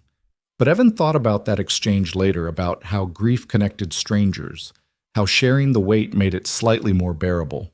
He came home energized, finding Maya and Connor making elaborate grilled cheese sandwiches in the kitchen. How was teaching? Maya asked, flipping a sandwich. Good, really good. Hard in different ways than I expected, but good. Evan accepted the plate Connor handed him. One of my students lost her husband. Wants to learn woodworking because it was his hobby. That's lovely, but lovely. Maya served her own sandwich. You helped her? Tried to. Mostly just listened and taught her how to use a hand plane. He bit into the grilled cheese, discovering Connor had added tomatoes and bacon. This is fancy. Maya taught me gourmet grilled cheese, Connor announced proudly. She says adding vegetables makes it adult food. Technically, it makes it balanced, Maya corrected, smiling. Adult food would be way less interesting. They ate together, Connor dominating the conversation with detailed plans for a Lego project, and Evan felt the day settle into perspective. This was life now, teaching strangers, coming home to grilled cheese and conversation, building routines that felt less like survival and more like actual living. Later, after Connor was asleep and Maya was working on case files at the kitchen table, Evan found himself watching her with something like gratitude. She'd pushed him toward the networking event, encouraged the teaching opportunity, helped him see possibilities beyond maintaining what he'd already built. Without her presence in the house, He'd still be in that careful stasis, protecting against loss by refusing to want anything. "You're staring," Maya said without looking up from her paperwork. "Just thinking." "About?" "How much has changed in 2 months? How different things feel." He leaned against the counter. "How I almost told you no when you asked if the offer was serious." "But you didn't." "But I almost did. Almost chose easier over right." Evan shook his head. "Would have been a mistake." Maya finally looked up, her expression unreadable. "For what it's worth, I almost didn't come back the next morning. Almost just went to that motel and dealt with it alone like I always do." "What made you come back?" "Honestly, I was tired of always dealing with everything alone, tired of being too proud or too scared to accept help when it was offered." She set down her pen. "And something about how you talked to Connor that night, how you clearly put him first in every decision, it felt safe, like maybe trusting you wouldn't blow up in my face." "Has it? Blown up in your face?" "Not even a little." She smiled. "Best roommate situation I've ever had, actually, and I've had some terrible roommates." "Same. Well, only roommate I've had as an adult, but still the best one." They fell into comfortable silence, Maya returning to her work while Evan cleaned up from dinner. Through the window, he could see Mrs. Chen's house lit up across the street, her familiar figure moving past windows. Stable, predictable, safe. All the things Evan had prioritized for 3 years. But now he understood that stability didn't have to mean stagnation. Safety didn't require isolation. You could build a life that was both secure and open to possibility. The weeks accumulated with surprising speed. The woodworking class progressed from basic tool skills to actual joinery, students forming connections over shared mistakes and small victories. Janet brought photos of her late husband's shop, asking Evan's advice on organizing the space. Another student, a young father named Marcus, mentioned wanting to build a crib before his baby arrived. The community center became a place of creation and connection, separate from Evan's home workshop, but equally important. Business grew steadily. The university commissions led to referrals, which led to more work than Evan could easily manage alone. He started considering hiring help, maybe an apprentice or part-time assistant. The thought simultaneously excited and terrified him. Growth meant risk, meant trusting someone else, meant admitting his one-man operation couldn't handle everything anymore. "That's called success," Maya pointed out when he mentioned his concerns. "You're allowed to have it." "Am I, though? It feels presumptuous, like I'm tempting fate." "Evan, you're not going to lose everything just because you acknowledge things are going well. That's not how the universe works." She was cooking dinner while he set the table, their evening choreography well established now. Besides, Connor could use seeing what success looks like, that it's possible and sustainable. She was right, as usual. Connor had indeed noticed the increased work, the phone calls about new projects, the evenings when Evan worked later to meet deadlines. Far from being upset, his son seemed proud, telling anyone who'd listened that his dad was a famous carpenter who taught classes and made furniture for important people.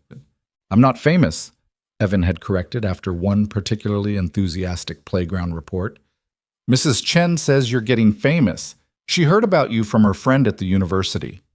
Connor shrugged like this was settled fact. Apparently neighborhood fame was still fame.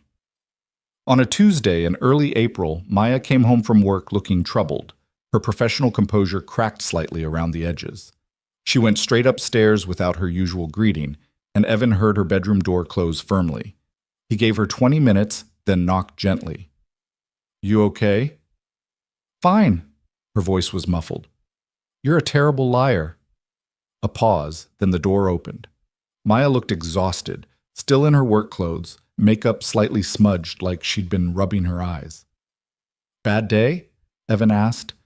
"We lost a case. Family with 3 kids getting evicted, and we couldn't stop it. The landlord had technicalities on his side, and we couldn't save them." She sat on her bed, shoulders slumped. "They're going to a shelter. Those kids are going to sleep in bunk beds in a crowded room because I wasn't good enough." "That's not on you." "Feels like it is. This is what I do. I'm supposed to protect people from exactly this situation." Maya's voice cracked slightly. "I should have found something, some angle we missed." Evan sat beside her, careful to maintain respectful distance. When Sarah died, I spent months thinking about every decision I'd made. Every symptom I might have noticed earlier, every doctor's appointment I could have pushed for, every treatment option we didn't try. Drove myself half crazy with it. What stopped you? Connor, mostly. And Mrs. Chen, actually. She told me that sometimes terrible things happen despite everyone's best efforts, and torturing yourself over it doesn't help anyone.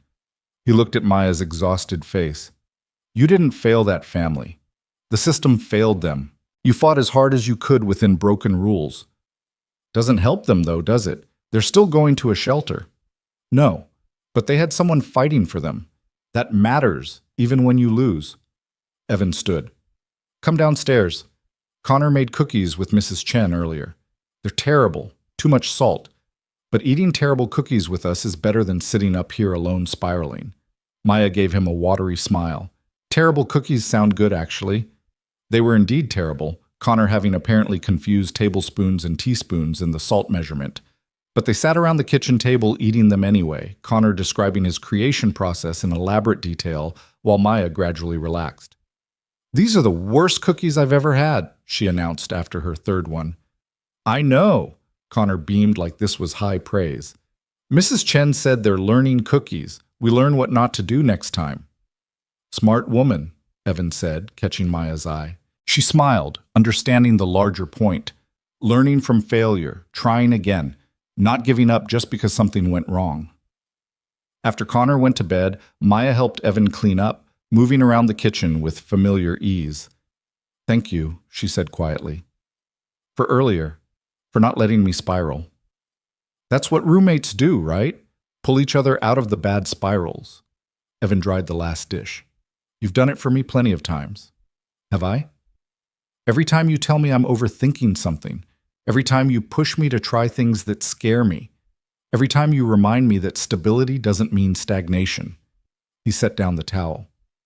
This works because we balance each other out. You pull me forward, I keep you from drowning in the hard days. It's reciprocal. Maya was quiet for a moment, and when she spoke, her voice was soft. I've never had that before. Someone who actually shares the weight instead of just offering empty support. Neither have I, not since Sarah. The admission felt significant somehow. It's nice having a partner in this. Partner, Maya repeated, testing the word. Yeah, that fits.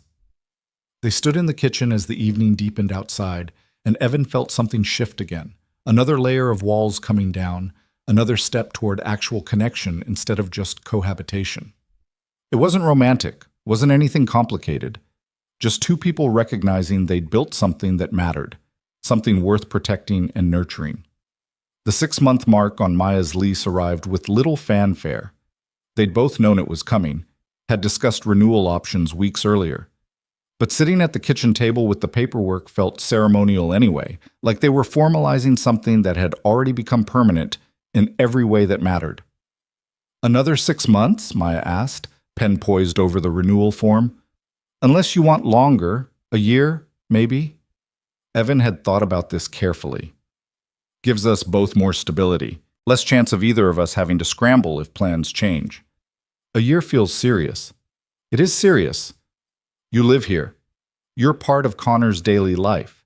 You've integrated into the neighborhood. Mrs. Chen asks about you constantly. This stopped being temporary a while ago. Maya signed the year-long lease without further hesitation, and Evan added his own signature.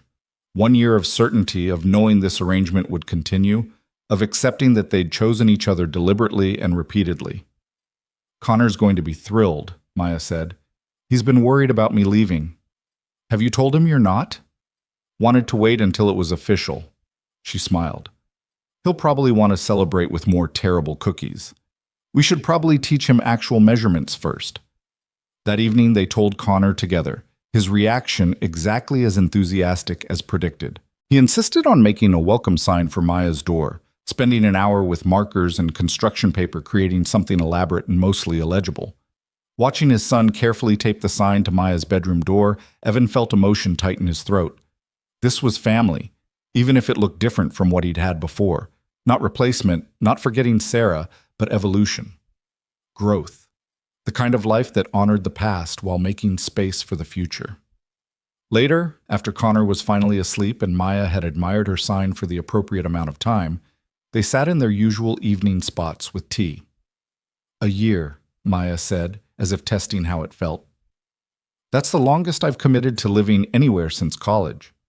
Having second thoughts? Not even a little, just noticing the significance. She sipped her tea. "I moved around a lot after my mom died. Never stayed anywhere long enough to really settle. This is different." "Different how?" "It feels like home. Not just a place I'm staying until something better comes along, but actual home." She met his eyes. "Thank you for that. For making space for me here." "You made the space yours, I just didn't get in the way." Evan smiled. "Besides, you've made this place better. Made me better, probably." Connor definitely thinks so. They sat in comfortable silence, the house settled around them like an embrace. Outside, the neighborhood was quiet, spring settling into familiar patterns. Inside, 3 people had built something unexpected and solid, something that would last not because it was perfect, but because they kept choosing it. Evan thought about the rainy night when this all started, his careless joke becoming invitation, becoming commitment. He thought about how close he'd come to saying no, to choosing safety over connection, to maintaining his careful isolation. He thought about Sarah and what she'd want for him and Connor. Not eternal grief, surely. Not 3 years stretching into forever of just surviving. She'd want them to live fully, to take chances, to build new connections even when it felt risky. And here, in this living room with this woman who'd somehow become essential to their daily lives, Evan felt like maybe they were finally doing that. Finally living instead of just enduring. Finally open to possibility while still honoring what they'd lost.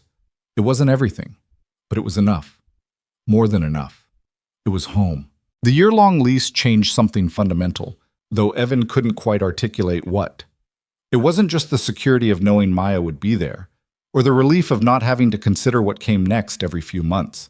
It was the permission it gave them both to stop treating this arrangement as temporary and start building something intentional. Spring deepened into early summer, bringing longer days and Connor's increasingly elaborate plans for how they should spend them. He wanted Maya included in everything now: park visits, movie nights, the elaborate Saturday morning pancake rituals that had evolved to include her preferences alongside his dinosaur-shaped requests. She'd become woven into the fabric of their lives so completely that Evan sometimes forgot she hadn't always been there. The woodworking classes ended with a small showcase where students displayed their finished cutting boards. Janet brought her late husband's tools to donate to the community center, her eyes bright as she explained that he would have wanted them used by people learning the craft he'd loved. Marcus showed off photos of the crib he'd started building at home, asking Evan's advice on finishing techniques. Dr. Morrison attended the showcase and immediately signed Evan up for a fall session. "You're a natural teacher," she said, examining the students' work with clear appreciation. "The community center is lucky to have you." Driving home afterward, Evan felt the weight of accomplishment settle warm in his chest. He'd taken a risk, tried something new, and it had worked. More than worked. It had connected him to people, created community, given him purpose beyond just earning money and raising Connor. Maya was in the backyard with Connor when he arrived, both of them crouched over something in the garden bed she'd started planting in March. "Tomatoes and herbs," she'd said, because the space was going to waste, and she'd always wanted to grow her own food. Connor had immediately claimed ownership of the project, checking the plants daily and reporting their progress with scientific precision. "Dad, the tomatoes have flowers," Connor announced without looking up. "Maya says that means they'll make actual tomatoes soon." "That's how it usually works," Evan agreed, joining them. The garden looked good. Neat rows of healthy plants showing Maya's organizational skills translated to horticulture. "You two have done good work here." "Connor did most of it," Maya said, but her smile suggested otherwise. "I just provided technical support." "Technical support is important," Connor said seriously, clearly repeating something Maya had told him. "Right, Dad?" "Very important." Evan caught Maya's eye over his son's head, sharing a moment of quiet amusement. They made dinner together that evening, the 3 of them moving around the kitchen in practiced coordination. Connor set the table while Maya finished the salad and Evan grilled chicken. Simple, domestic, unremarkable, except for how remarkable it felt to Evan. This was what he'd lost when Sarah died. The easy collaboration of shared meals, the background conversation, the sense of being part of something larger than himself. Over dinner, Connor announced that his class was doing family tree projects. "We have to draw our families and write about them," he explained through a mouthful of chicken, "and present them to the class." Evan felt his chest tighten slightly. That sounds like a good project. "Can I put Maya on mine, since she lives here?" The question landed in sudden silence. Evan looked at Maya, trying to read her expression, but she was watching Connor with careful attention. "What do you mean, buddy?" Evan asked gently. "Well, she lives here like family does, and she helps take care of me sometimes. And she's important." Connor said this with the straightforward logic of childhood. "So can she be on my family tree?" Maya's eyes met Evan's, and he saw his own uncertainty reflected there. This was territory they hadn't discussed, boundaries they hadn't defined. Family meant something specific, carried weight and permanence that their arrangement, however solid, couldn't quite claim. "How about you put her as a special friend?" Maya suggested carefully. "Family trees are usually for people related by blood or marriage, but you could have a section for important people in your life." Connor considered this. "Like Mrs. Chen, too?" "Exactly like Mrs. Chen." "Okay." Crisis averted, Connor returned to his chicken, already planning the artistic elements of his project. But after he went to bed, the question hung between the adults like something unresolved. "Sorry about that," Maya said, loading the dishwasher. "I should have redirected faster." "You handled it well." Evan dried a pot that didn't fit in the machine. "But he's not wrong, is he? You're important. You do help take care of him. You live here like family does." "But I'm not family. We have a lease, not a relationship." Maya's voice was careful, like she was navigating unstable ground. "There's a difference." "Is there?" "Legally, sure. But practically?" Evan set down the pot. "You know more about Connor's daily life than most of his actual relatives. You've been here for every minor crisis and celebration for months. You fought battles alongside us. That feels like family to me, even if it doesn't fit the traditional definition." "Evan," Maya stopped, seeming to reconsider what she wanted to say. "What are we doing here?" "What do you mean?" "I mean, we started as landlord and tenant, then became roommates, then partners in fighting Vance, then friends, I guess." She turned to face him fully. "But Connor asking to put me on his family tree makes me realize I don't actually know what we are to each other. And maybe we should figure that out before it gets more complicated." The honesty in her voice demanded equal honesty in return. Evan took a breath, trying to organize thoughts he'd been avoiding for weeks. "I don't know exactly what we are either," he admitted, "but I know that I trust you with my son, which is something I don't give easily. I know that this house feels right with you in it, in a way it hasn't since Sarah died. I know that when something good happens, you're one of the first people I want to tell. And I know that the idea of you leaving makes my chest tight in a way that has nothing to do with losing a reliable roommate." Maya was very still. "Evan, I'm not saying anything has to change," he continued quickly. "Our arrangement works. We have clear boundaries, mutual respect, separate lives that happen to overlap. That's healthy and sustainable and exactly what we agreed to. But I also think we're lying to ourselves if we pretend this is just a practical housing situation anymore." "So what is it?" "I don't know. Something more than friendship, but not quite romance? Partnership without the traditional structure?" Evan ran his hand through his hair, frustrated with his inability to articulate what felt so clear emotionally. "I care about you, Maya. Not just as a tenant or a friend, but as someone essential to my life and Connor's life. Someone I actively choose to have here every day because you make everything better." Maya's eyes had gone bright, though whether with tears or emotion he couldn't tell. "I care about you too. Both of you. This place, this life we've built together, it's the most stable and happy I've been in years. Maybe ever." She paused. "But I don't want to complicate things. Connor needs stability, and you've worked so hard to build that for him. If we try to be something we're not, if we push this into territory that doesn't work, then we'd talk about it like adults and figure it out, Evan interrupted gently. Just like we've talked through everything else. Just like we drew up a lease with clear terms and renewal clauses. We're good at this, Maya. At being honest with each other, at communicating, at making things work even when they're complicated. You're saying we should try to be more than roommates? I'm saying we already are more than roommates. We have been for months. I'm just suggesting we acknowledge it instead of pretending otherwise. He moved closer, carefully. I'm not asking you to marry me or even date me in any traditional sense. I'm asking if we can stop qualifying what we are and just let it be what it is. Which is? A family. Unconventional, maybe. Not what either of us planned, but family nonetheless. Evan held her gaze. Connor asked if you could be on his family tree because that's how he sees you. And honestly, that's how I see you too.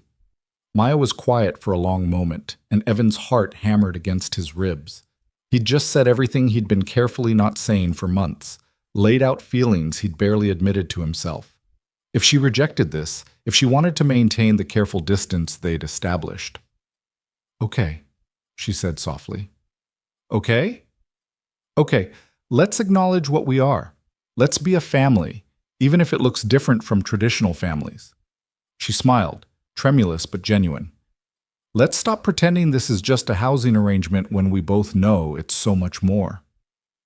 Evan felt relief and joy and terror mixed together in his chest. So we're doing this? We're already doing this. We have been for months. We're just admitting it now.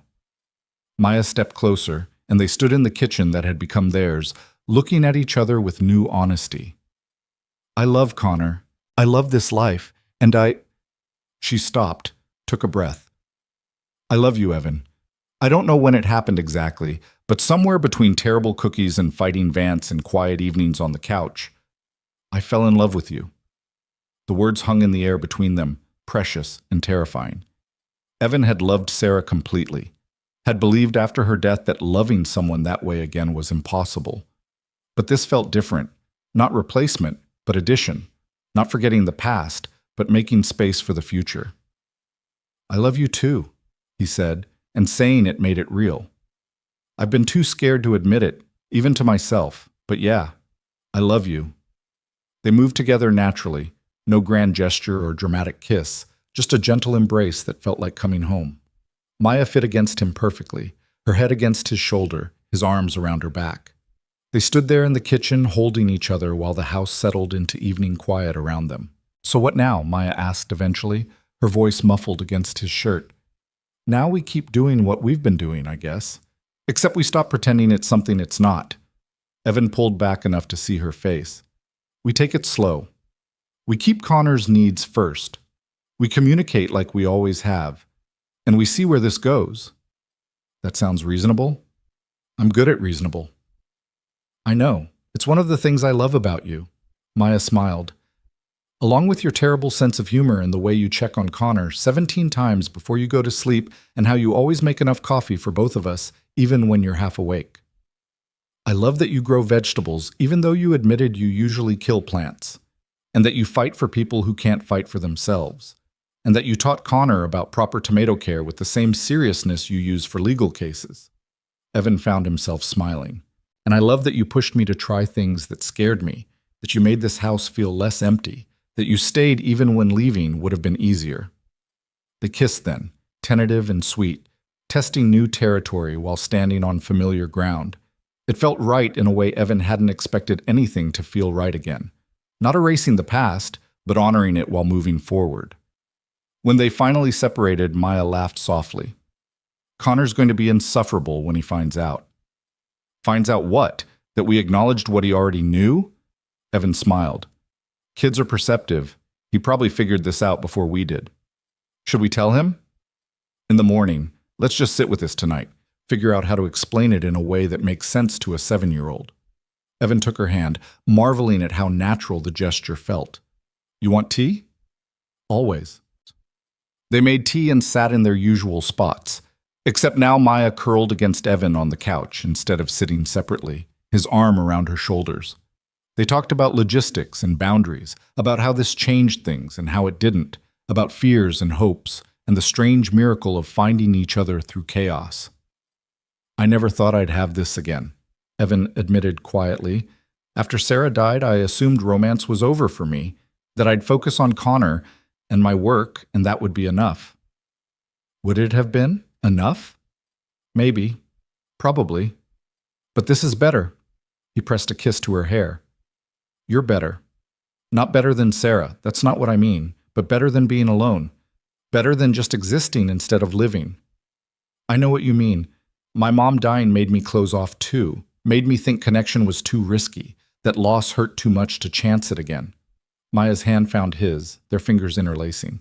But being here with you and Connor has taught me that connection is worth the risk. That building something with people is better than protecting yourself from potential pain. They sat in comfortable silence, the house quiet around them except for the occasional creak of old wood settling. Upstairs, Connor slept peacefully, unaware that the family structure he'd intuited was now officially acknowledged.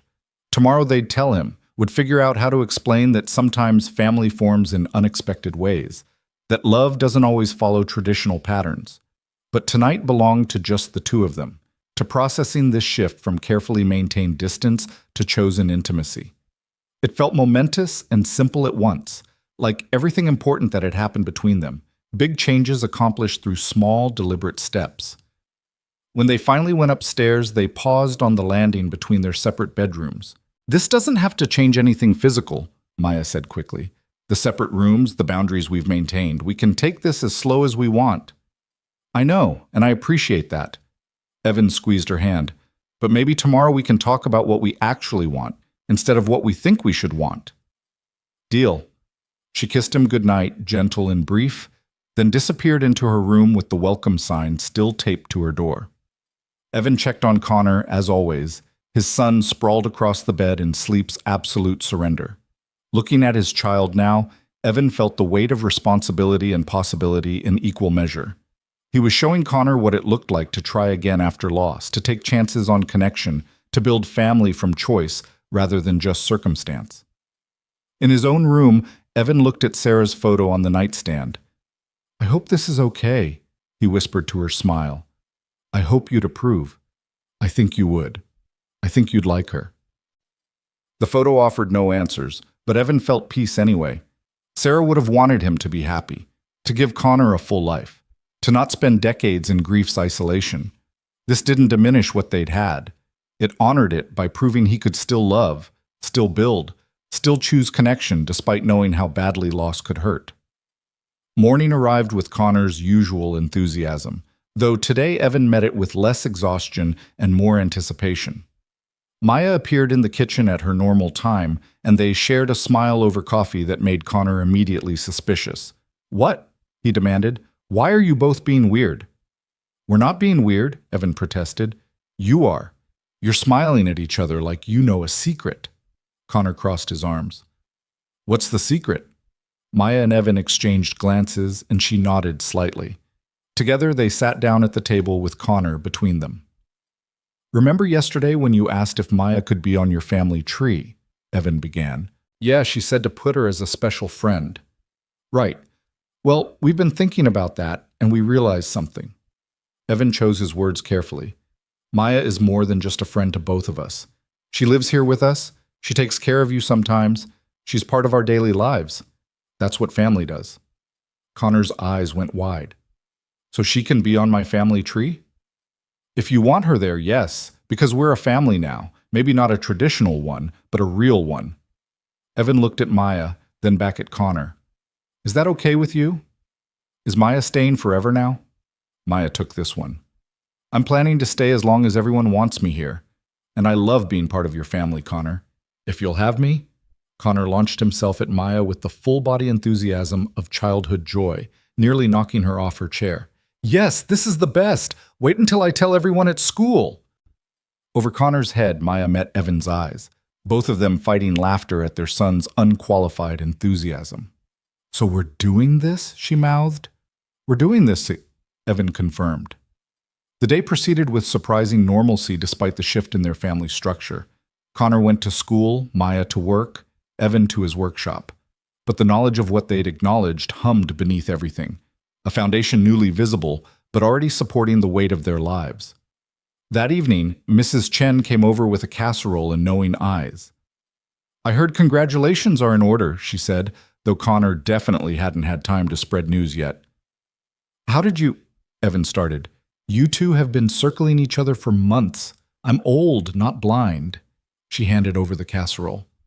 "I'm happy for you, all of you. Sarah would be happy too."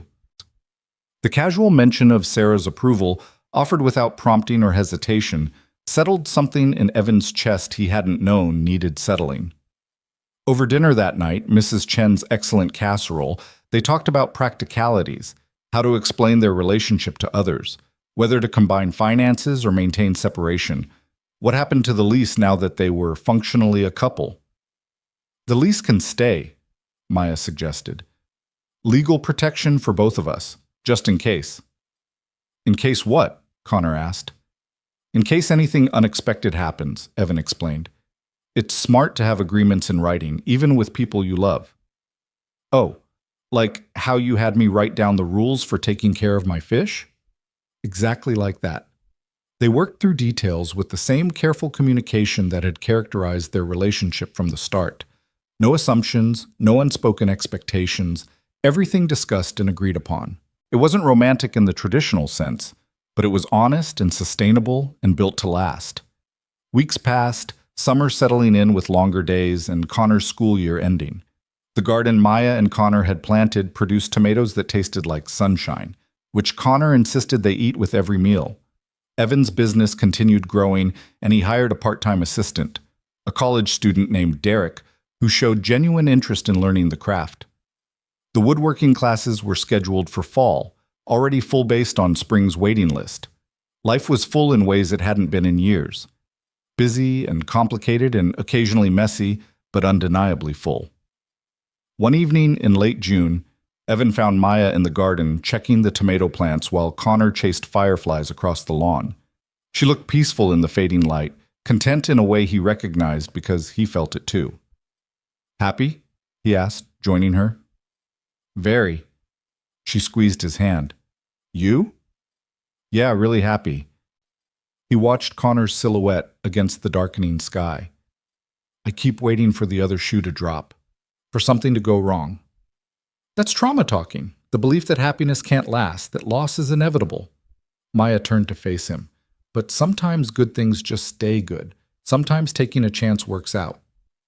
"Is that your professional opinion?" "That's my personal experience. Speaking as someone who took a chance on a stranger's half-joking offer and ended up with a family." She smiled. "Best decision I ever made." "Same." Evan pulled her close, comfortable with casual affection now, in a way he hadn't been months ago. "Moving in here, fighting Vance, loving you. All of it. Best decisions I've made since Connor was born." Connor ran over then, jar of fireflies in hand, demanding they admire his collection before releasing them. They spent the next 20 minutes following their son around the yard, helping him catch and release lightning bugs while the stars emerged overhead. Later, after Connor was asleep and the house was quiet, Evan and Maya sat on the porch watching the neighborhood settle into night. Mrs. Chen's lights went out across the street. A car passed slowly, heading home. Normal sounds of normal life, precious in their ordinariness. "I was thinking," Maya said quietly, "about the house." "What about it?" "It's yours. Your name on the deed, your equity, your investment. But I've been living here almost 6 months, and we're talking about forever now. Shouldn't we make that official somehow?" Evan had been thinking about this too. "What did you have in mind?" "I don't know. Adding my name to the deed feels presumptuous, but I want to contribute more than just rent. This is my home too." She hesitated. "Maybe we could draw up something, a partnership agreement. I'm not trying to claim ownership, just I'll add your name to the deed." Maya's head snapped toward him. "What?" "This is your home. You live here. You've invested in it, emotionally and financially. You've fought to protect it. That makes it yours too." Evan had been thinking about this for weeks, actually. "I'll talk to a lawyer, get the paperwork done properly. Equal ownership." "Evan, That's huge. Are you sure? I've never been more sure of anything. He took her hand. You're my partner, Maya. In parenting, in daily life, in everything that matters. The house should reflect that reality. She was quiet for a long moment, and when she spoke, her voice was thick with emotion. That's the most romantic thing anyone's ever done for me. Adding you to a deed is romantic? It means permanence. It means you trust me with everything you've built. It means this is real and lasting and not just pretty words. She wiped her eyes. Yeah, that's romantic. They sat together on the porch while summer insects sang around them, planning a future that felt both impossible and inevitable. Lawyer appointments to formalize the house ownership, conversations with Connor about what their family looked like and how to explain it to others, discussions about whether Maya wanted to keep working or change careers, whether Evan wanted to expand his business further, whether they wanted to travel or stay rooted.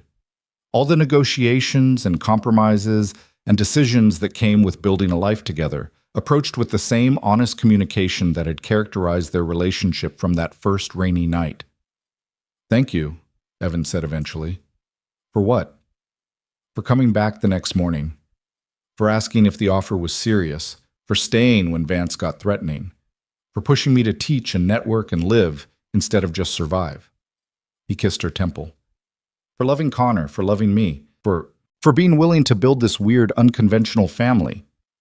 Thank you for making the offer in the first place, for fighting alongside me, for making space in your life when you could have stayed safely closed off. Maya leaned into him, for showing me what home feels like. They sat until the fireflies faded and the stars brightened overhead, two people who'd found each other through chaos and built something solid through choice.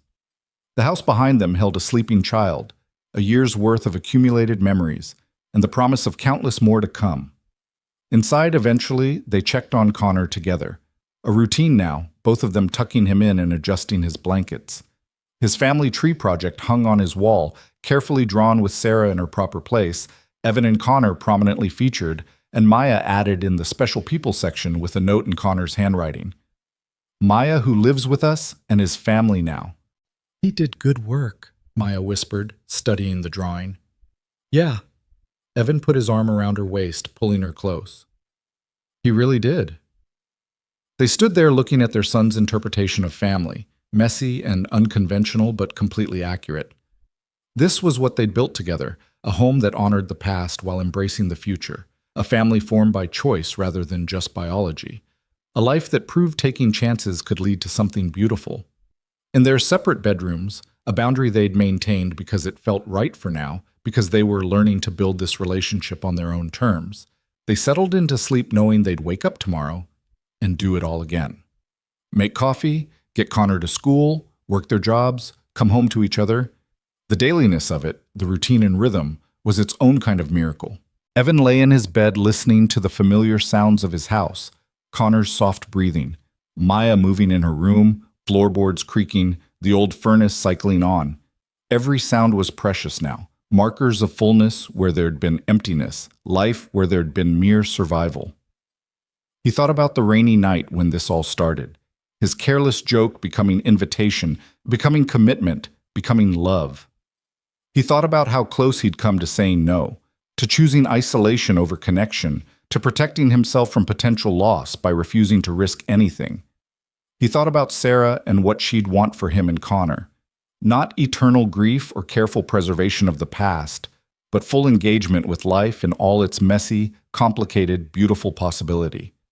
And he thought about Maya, asleep in the room next to his, this woman who'd somehow become essential to everything that mattered, who'd taken a chance on a stranger's offer and stayed through difficulties, who'd fought for them, loved them, chosen them repeatedly. Tomorrow they'd wake up and keep building this life together. Next week, the lawyer would draw up the paperwork, adding Maya's name to the deed. Next month, Connor's summer camp started, and Evan's fall workshop schedule would be finalized. Next year held possibilities they hadn't even imagined yet. But tonight, in this moment, everything was exactly as it should be. Three people under one roof, connected by choice and love and the stubborn belief that taking chances on each other mattered more than protecting against potential pain. A family. Unconventional, maybe. Built from chaos and jokes and rainstorms, but family nonetheless. Real, solid, and finally, home.